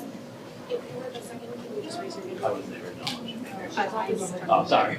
Okay, can you state your name and town, please? Belmont. Bernard Kenny.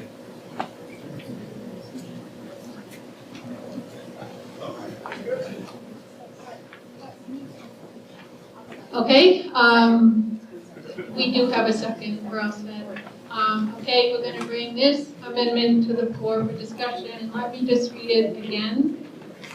So the amendment states, shall the school district adopt an official budget committee in accordance with RSA 195:12-A. Point of order. Is this amendment simply adding those words to my amendment? No. This is now a replacement. Correct. Okay, well then I speak in opposition of this new amendment because it just puts us back into this Belmont-focused only process, separate from the legal concerns.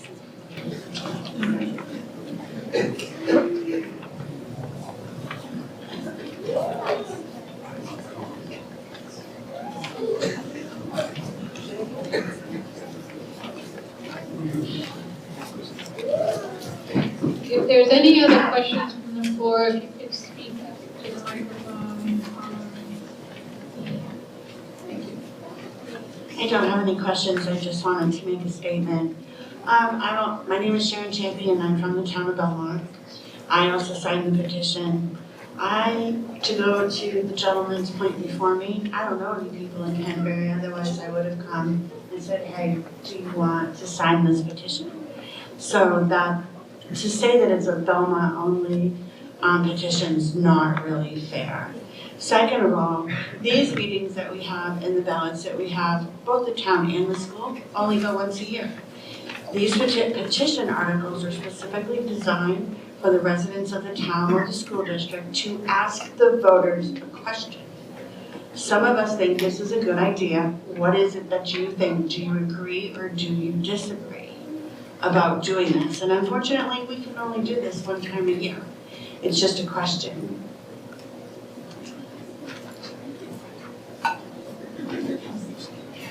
Mark Hickford, Belmont.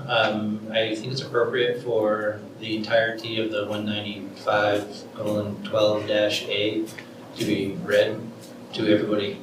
I'm sorry if I misquoted that number, to be read, so we have a decent understanding of it. Okay, I mean, it was read before. Okay.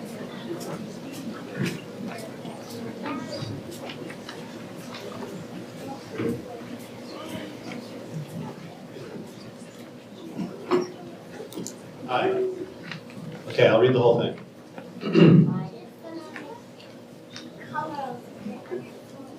The Budget Committee shall have the same number of members as the Cooperative District School Board, plus one additional member from the school board, as provided in this paragraph.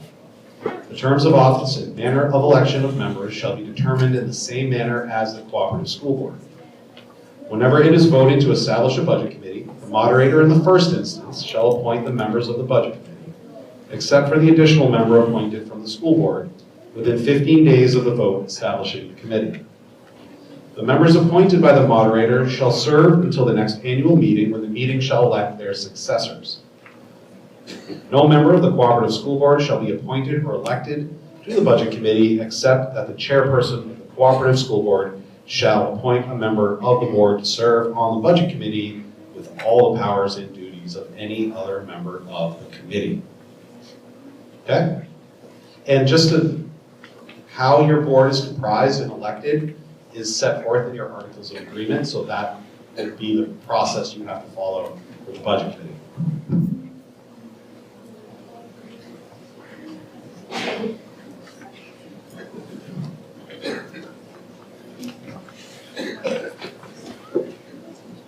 Thank you, Travis here again from Belmont. I just wanted to, I think the lawyer touched on it. I removed all language about who's elected from where, terms, everything. It just states the RSA is what's guiding this budget committee.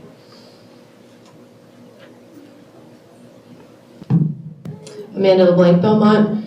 I'm wondering then, should this pass, when would those 7 members be first elected? March 2026?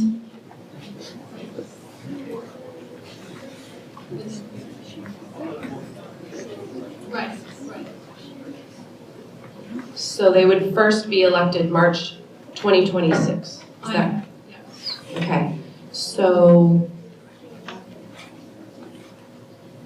I just want to make sure I give really clear answers to those types of questions. Heidi will appoint the members, the board will appoint its representative, they will have a 1-year term, and you will elect their successors, so their replacements next year on election day. So I have a follow-up question then.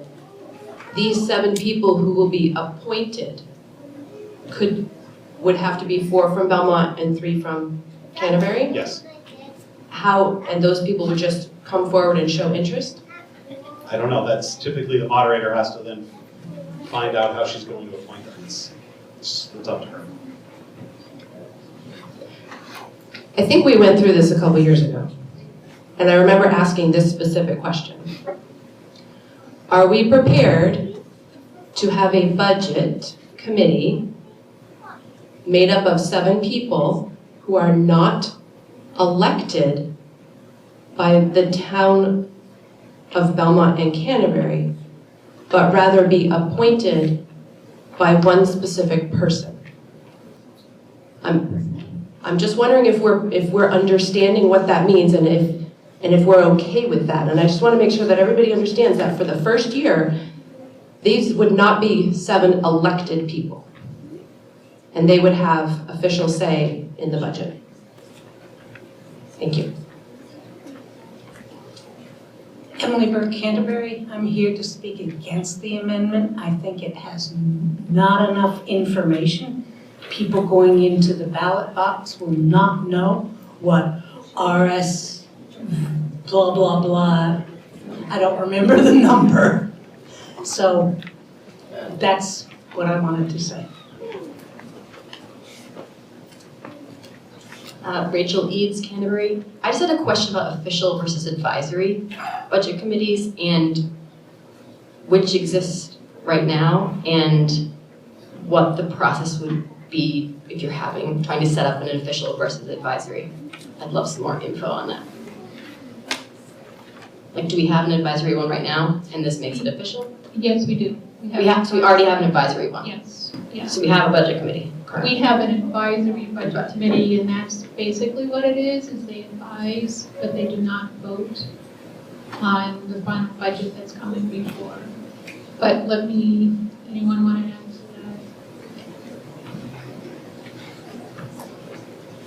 that? So we currently have an advisory budget committee. It's been in place for 9 years, I believe, at this point. The process for an advisory budget committee, it follows the word advisory. They do not have a vote on the budget. However, they sit around the table from the first budget meeting that the board has to go over it. So it's not a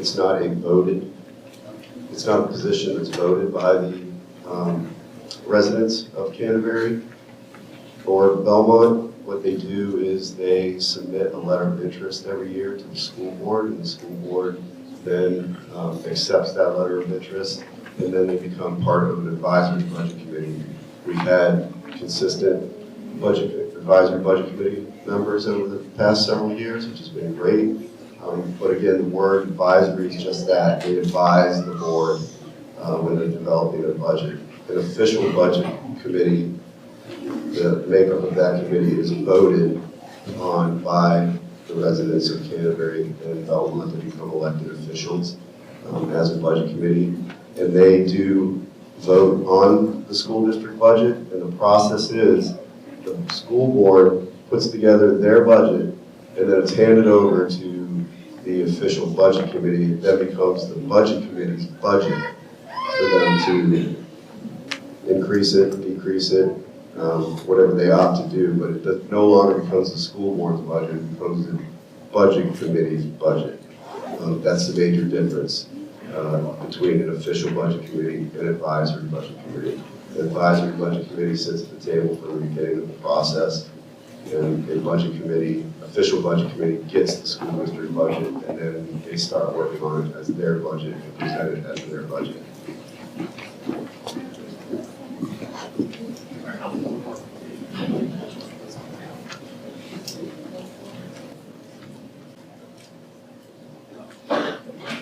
Hi. So when you have an official budget committee, it's legally their budget. It's their job to put the budget on the ballot. So the proposed operating budget you would get in Article 2 is the budget committee's budget. The school board still prepares the default budget, and that is sort of their budget. The budget hearing, in anticipation of this meeting, is conducted by the budget committee. So there's just some differences. It's kind of a shift in responsibility. The other thing to know is that when you have a budget committee, they put their recommendations under each warrant, in the warrant article on the warrant, and the legislative body cannot increase those appropriations by more than 10%. There's some exceptions to that, but it limits how much you can increase appropriations at this meeting if you have a budget committee. Kaylee Shepard from Canterbury. So just correct me if I'm wrong, but what it sounds like is the people that we have elected to run our school district, who know our school district needs the best, create the budget that they think best fits the town's needs and the school's needs.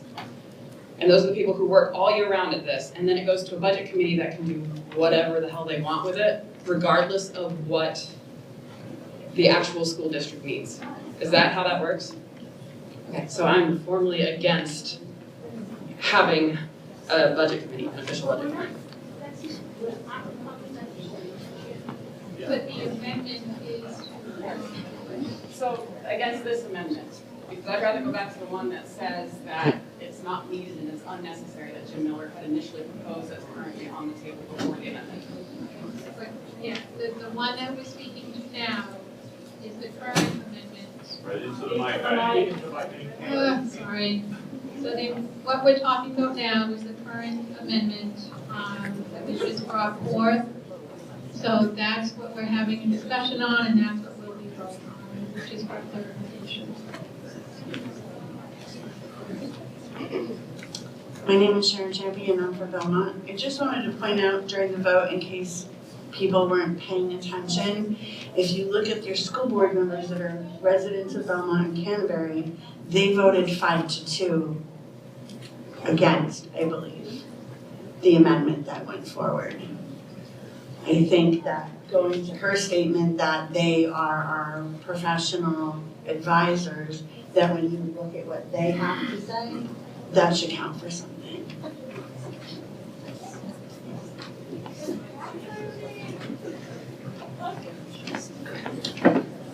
Bernard Kenny, Belmont. I'm in favor of this amendment. I think it will pull the rank and file of the voting public to determine who or if we should have a budget committee. And then the rank and file, being the voters, are going to elect those officials to come up with the budget, working with our school board.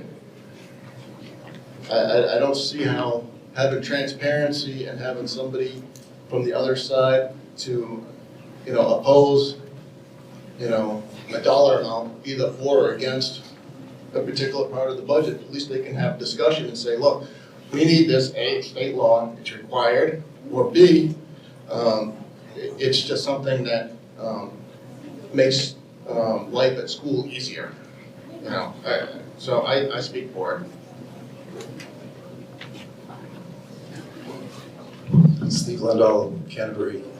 First of all, before I'm opposing this amendment, but I have a question. Does this, if we pass this amendment, or either one of these amendments, does that mean that we end up with a voting body of 14 so that you have the original budget committee, and then you have this additional budget committee that now you have 7. You have 7 in each, and now 8. 8 from Belmont and 6 from Canterbury. Is that how that works, or would you use one? Do you have only one voting body, the one that this amendment or this warrant article would create?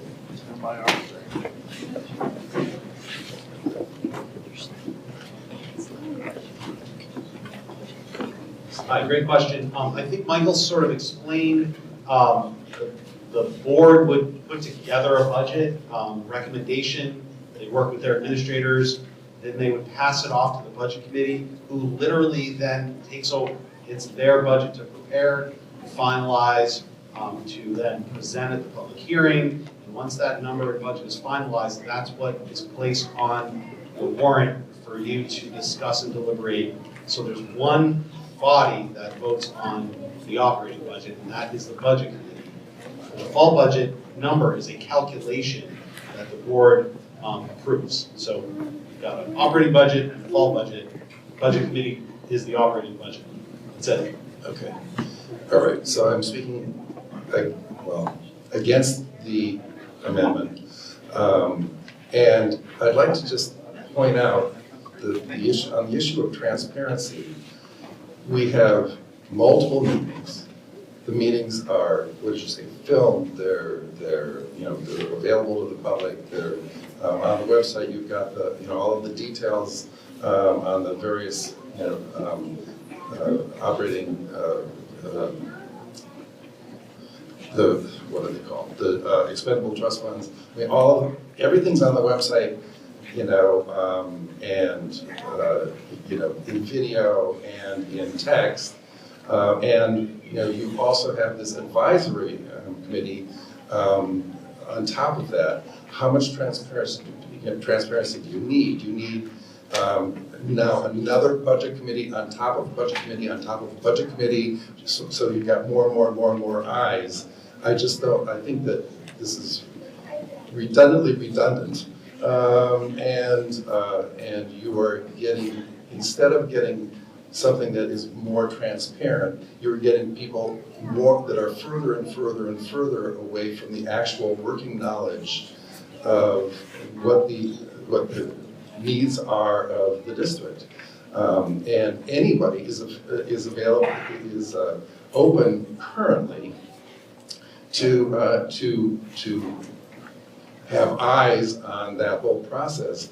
And if they're not doing so, well, do you need yet another body that is not as intimately involved with the process as people who are now doing the budget? Do you really need that? I speak in opposition.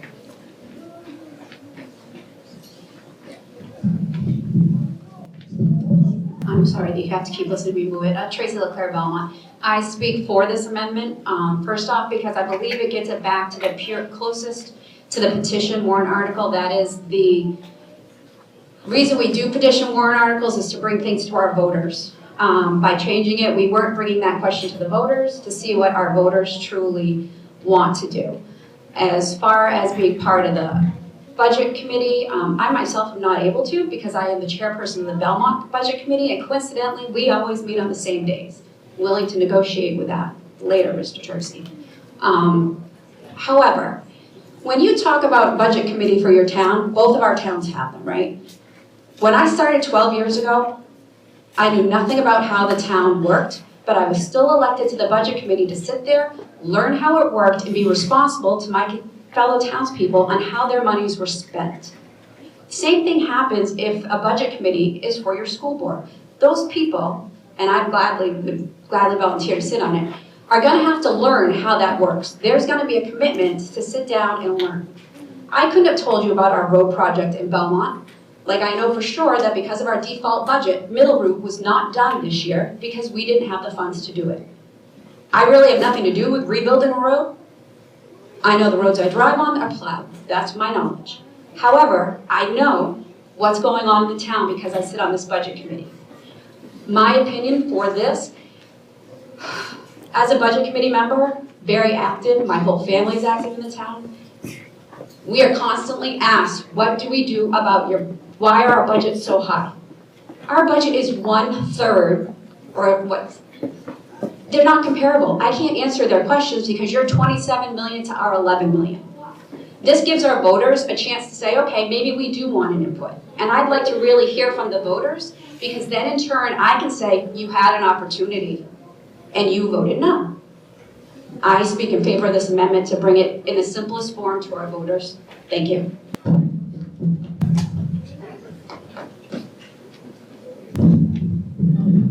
Hi, Teresa Wyman from Canterbury.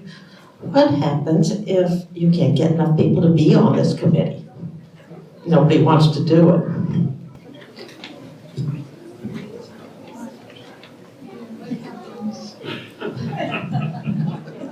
It doesn't sound like a very pleasant job.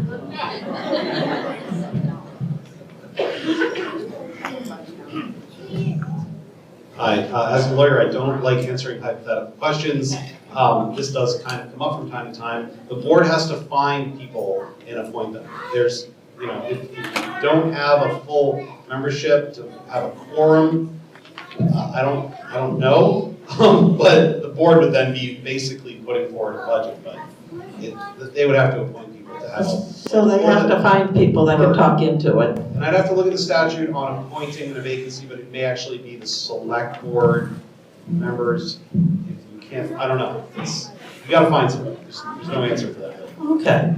And I have an amendment that I think clarifies this. Am I allowed to do that now? No. Then I vote against, I speak against this one so we can get to mine. So, and I just want to clarify, because I know we've gone through a few amendments. We have the original article. We had the amendment from Jim, the first one, that passed. So now we're on this amendment, and this is the specific one that we're talking to, just for clarification. So Michelle Lewis, Canterbury. First thing, because it was referenced particularly around my vote related to Jim's amendment, I just want to be clear that I had concerns about the wording of the amendment itself being legal, which is why I voted against that. I do also want to reference, and it's in our public meeting minutes and things that you can read online.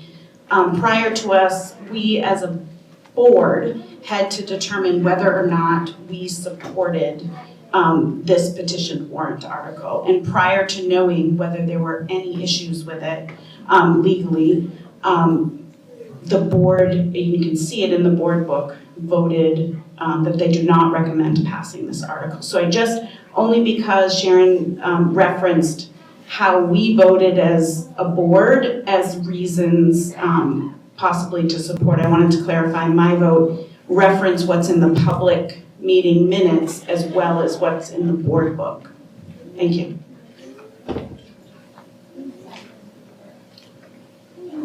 I have a question regarding the makeup of the who is going to be voted upon a year later. So my understanding is that the initial, if this were to pass, Heidi or whoever is elected moderator in March would appoint 4 people from Belmont and 3 people from Canterbury to serve on this official budget committee that operates under the statute. And then a year from now, elections would be held. would those be at-large elections, or would those still be limited per the statute to the 4-3 makeup of the school board?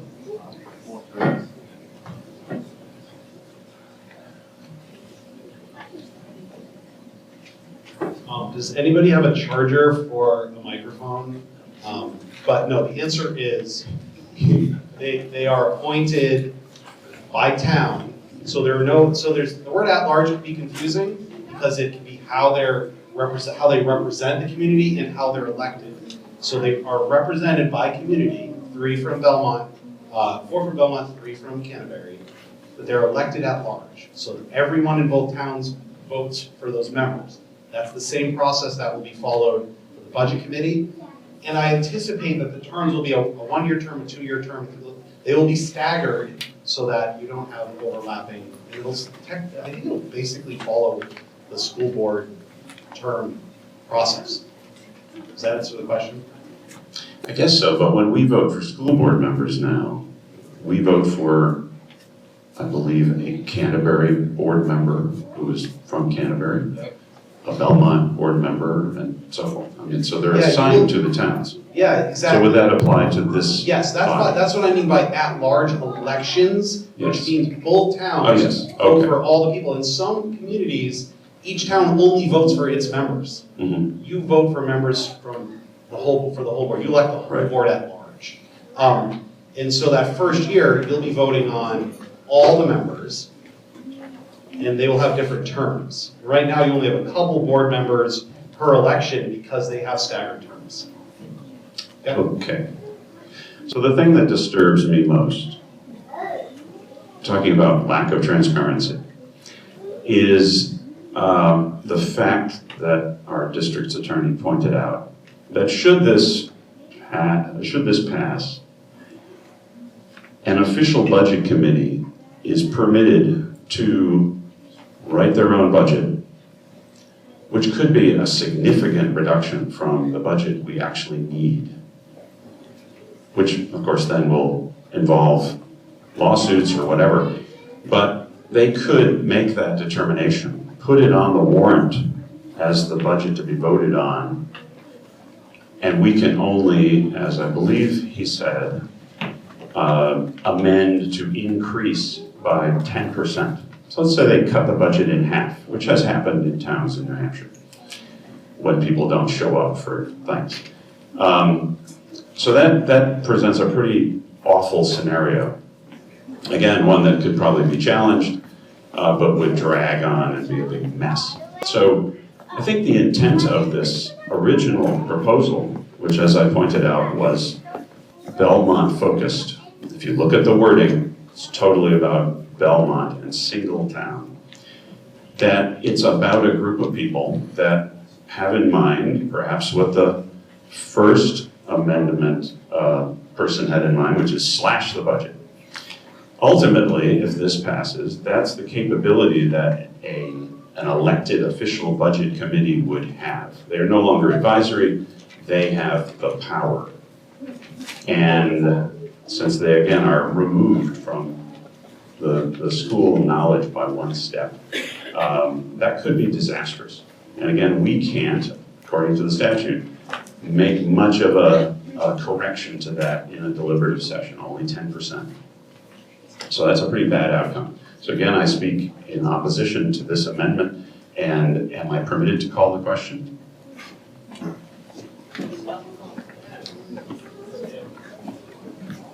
Call the question.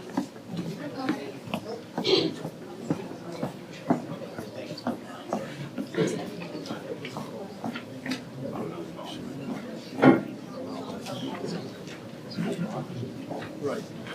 This is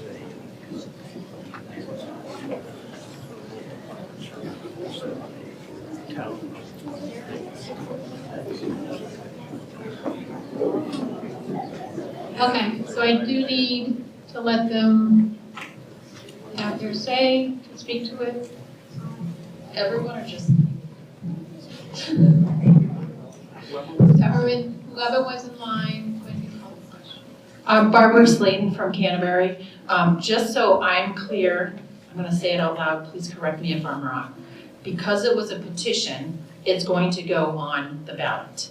Is that accurate? Okay. So the only power that this body has right now is to change the wording of what actually goes on the ballot. Correct. Still with me? And then we've passed the amendment that Mr. Miller had proposed prior. So if it were to go on the ballot, right, if we vote on this current amendment, it will default to the amendment that we had already passed, not to what was originally in here. Right, this would be the article. Correct. Okay, so can I call the question? Oh, okay, sorry. I don't think anybody was in line when you called. Mark was there. Yeah. So I'm just gonna help the procedural stuff. The general rule is that you can't testify and then call the question. So she, I think, is saying anybody in line at the time the question was called would be able to testify, but no additional people could get in line. It's up to Heidi, but that's typically the rule. It's just not fair to get up and testify and then call the question at the sort of expense of everybody else who wanted to testify. So, I think 3 folks in line will let you speak, and then we can call the question. Someone can call the question. Oh, go ahead. Okay. So Mark Eckberg, Belmont. So this is seems to be kind of a difficult thing for all of us to be voting on. So if we look at the Article 8, we've kind of established that it's potentially bad language. We had some amendments to try to show not in favor of. So now we're looking at a 195.12a that would clean up the language, irregardless of whether or not we're in support. If you go back and look at the minutes as our chairman stated, we discussed this, I guess the board discussed this, because I'm speaking as a community member now, and adding the level of complexity within the language that was written. That's what the board seemed to be not in favor of. But now going through the various amendments, in my opinion as a community member, the 195.12a, which that's the one we're debating and to be voting on now, that one is the cleanest language. Irrespective of all of that, something's going to the ballot. So we need to make a choice and a decision of, do we send something to the ballot with potentially bad language, or do we clean up the language? Either way, it's potentially this is a tough decision. Thank you. Donna Silver, Belmont, Shaker Regional School District. I've listened to the fears of having a budget committee. We have a school board that we put all of our stock in to produce a budget so our kids can get educated. And I'm a little appalled to think that there's so much negativity that you're going to get, is it 7 individuals that are going to come in and slice a budget? If you base budgets off of budget committees traditionally, and I'll use the town of Belmont because that's where I live, the Board of Selectmen presents a budget, school board presents a budget. Budget committee then gets together, they have all kinds of supporting information on why decisions were made and how they were made. They take each budget and they look at it face value. 9 times out of 10, the budget is approved. This past year, the only thing that was in question in the town of Belmont was fireworks. Nothing to do with the operation of our police department, our fire department, the public works, and how our operation goes. So to stand, I was against having a budget committee, and I consistently stood on those grounds until I saw the negativity, and it won't stop. The only thing anyone knows how to say is no. So if you have another group of responsible people, and maybe you'll get 2 out of 5 that may be a little off, but no matter what, you're gonna get 5 out of 7, or hopefully 7, and I don't know what that number is, and I wish I did, to present as a support system to the people we elected to represent our educational system. So I vote for the budget committee because I want to pass budgets. I don't want to slice and dice them, and I don't think that that's going to happen. And so I think this has gone in a bunch of different directions here, but at the end of the day, I think we're doing, in the environment we're all in now, and I hate to tell you, it sounds like I'm a Debbie Downer, but I live it every single day and hear, don't turn the TV on, don't read a newspaper because it's bad, bad, bad, bad, bad. So let's get a mirror to what's existing, and perhaps maybe our children can get a halfway decent education, and our educators can potentially go to work and not feel like it's a dart game every day. And that's really what this is about. Thank you.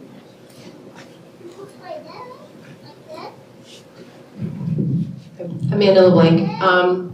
Just a question, if this budget committee were to exist and it's a negotiations year and the teachers agree on a contract with the school board and that becomes the budget that they put forth. I'm sorry, I'm making the lawyer upset. What would happen moving forward with that monetary amount that the teachers and school board would agree upon? No, that's a good question. So the budget committee prepares only the operating part of the budget warrant article. They don't have any involvement in collective bargaining. All those other separate warrant articles, like the trust fund appropriation, capital reserve appropriation warrant articles, all of those are the school board, so the budget committee doesn't really weigh in on, they don't have a role in voting or in collective bargaining at all. They get to vote on whether or not they recommend. So that notation would be on the warrant for each article that has a tax impact. Okay, thank you. Call the question. Second. Okay, I want to just clarify what we're voting on. This is the second amendment, so I'm going to read it again. Shall the school district adopt an official budget committee in accordance with RSA 195:12-A? So, First, we're voting on calling the question. right, but I just want to clarify what it is that we're looking at, correct? Okay, so no further discussion. So we need to take a vote on this amendment. Oh, okay, sorry, yes, vote to call the question. We can vote. State name. No. Right. Correct.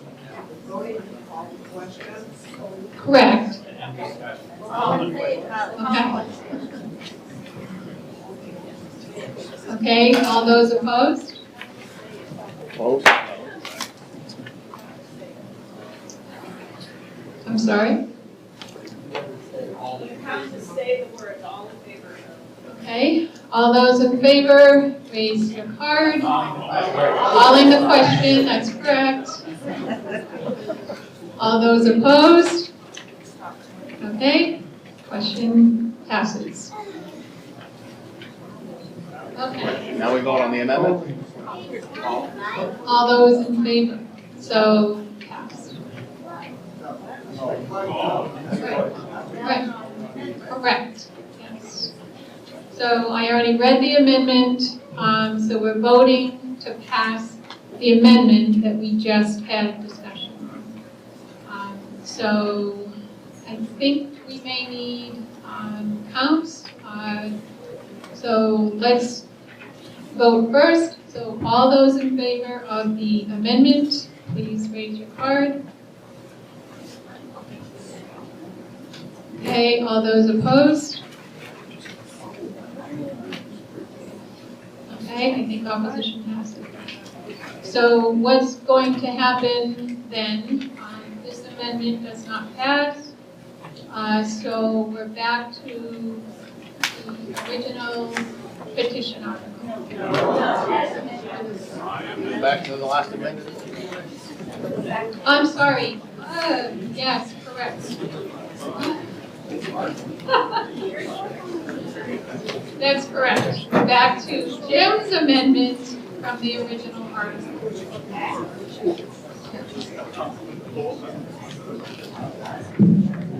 Teresa Wyman from Canterbury, and I know everybody is sick of this and wants to go home, but I think this might bring it down to the crux of the issue. Shall the SAU 80 school district vote to replace the current non-voting advisory budget committee with an official voting budget committee in accordance with RSA 3214?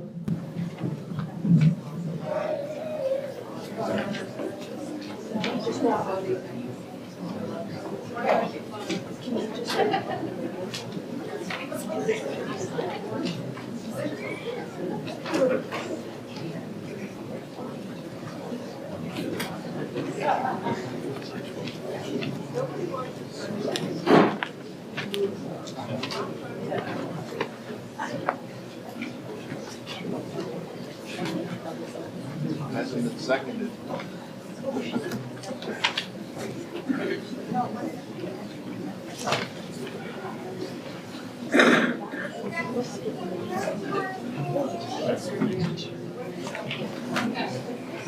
So we have another amendment to Article 8. Okay, and again, right now it's Jim's amendment. So there's another amendment to Jim's amendment.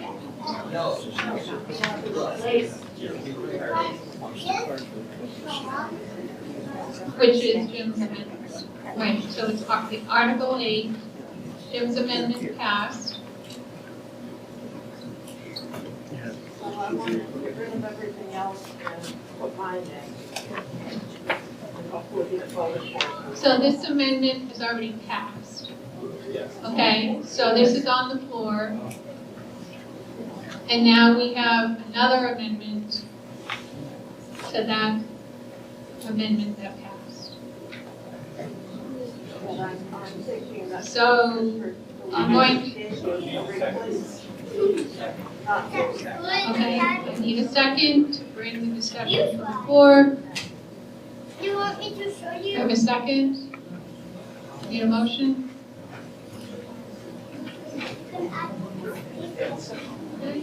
All right, fails.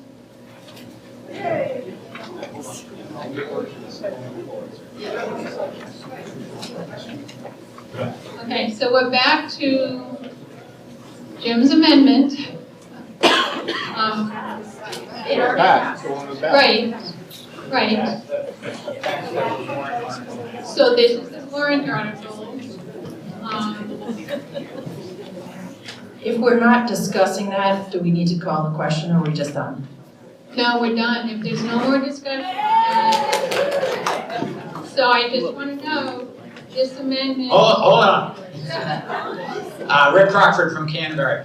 My experience in a long time as an educator is that official budget committees take the decision-making away from the elected officials, regardless of whether they are elected or not. These people are paid very poorly, I might add, to be the watchdogs for the schools. In the interest of transparency, there they are, okay? You don't need an official budget committee. Thank you. Okay, So no further discussion, no further amendments. Article 8 is going to move to the ballot as amended. Okay? All right. Adjourning this deliberative session. Thank you. Yeah, Motion to adjourn? new business? Motion to adjourn? We don't need a motion to adjourn? New business? Yes, we would. Okay, all right, we don't, but let's, okay, I'll take a vote. Motion to adjourn. Okay, all those opposed? Just want to change the date of the meeting to Saturdays. Meeting is adjourned.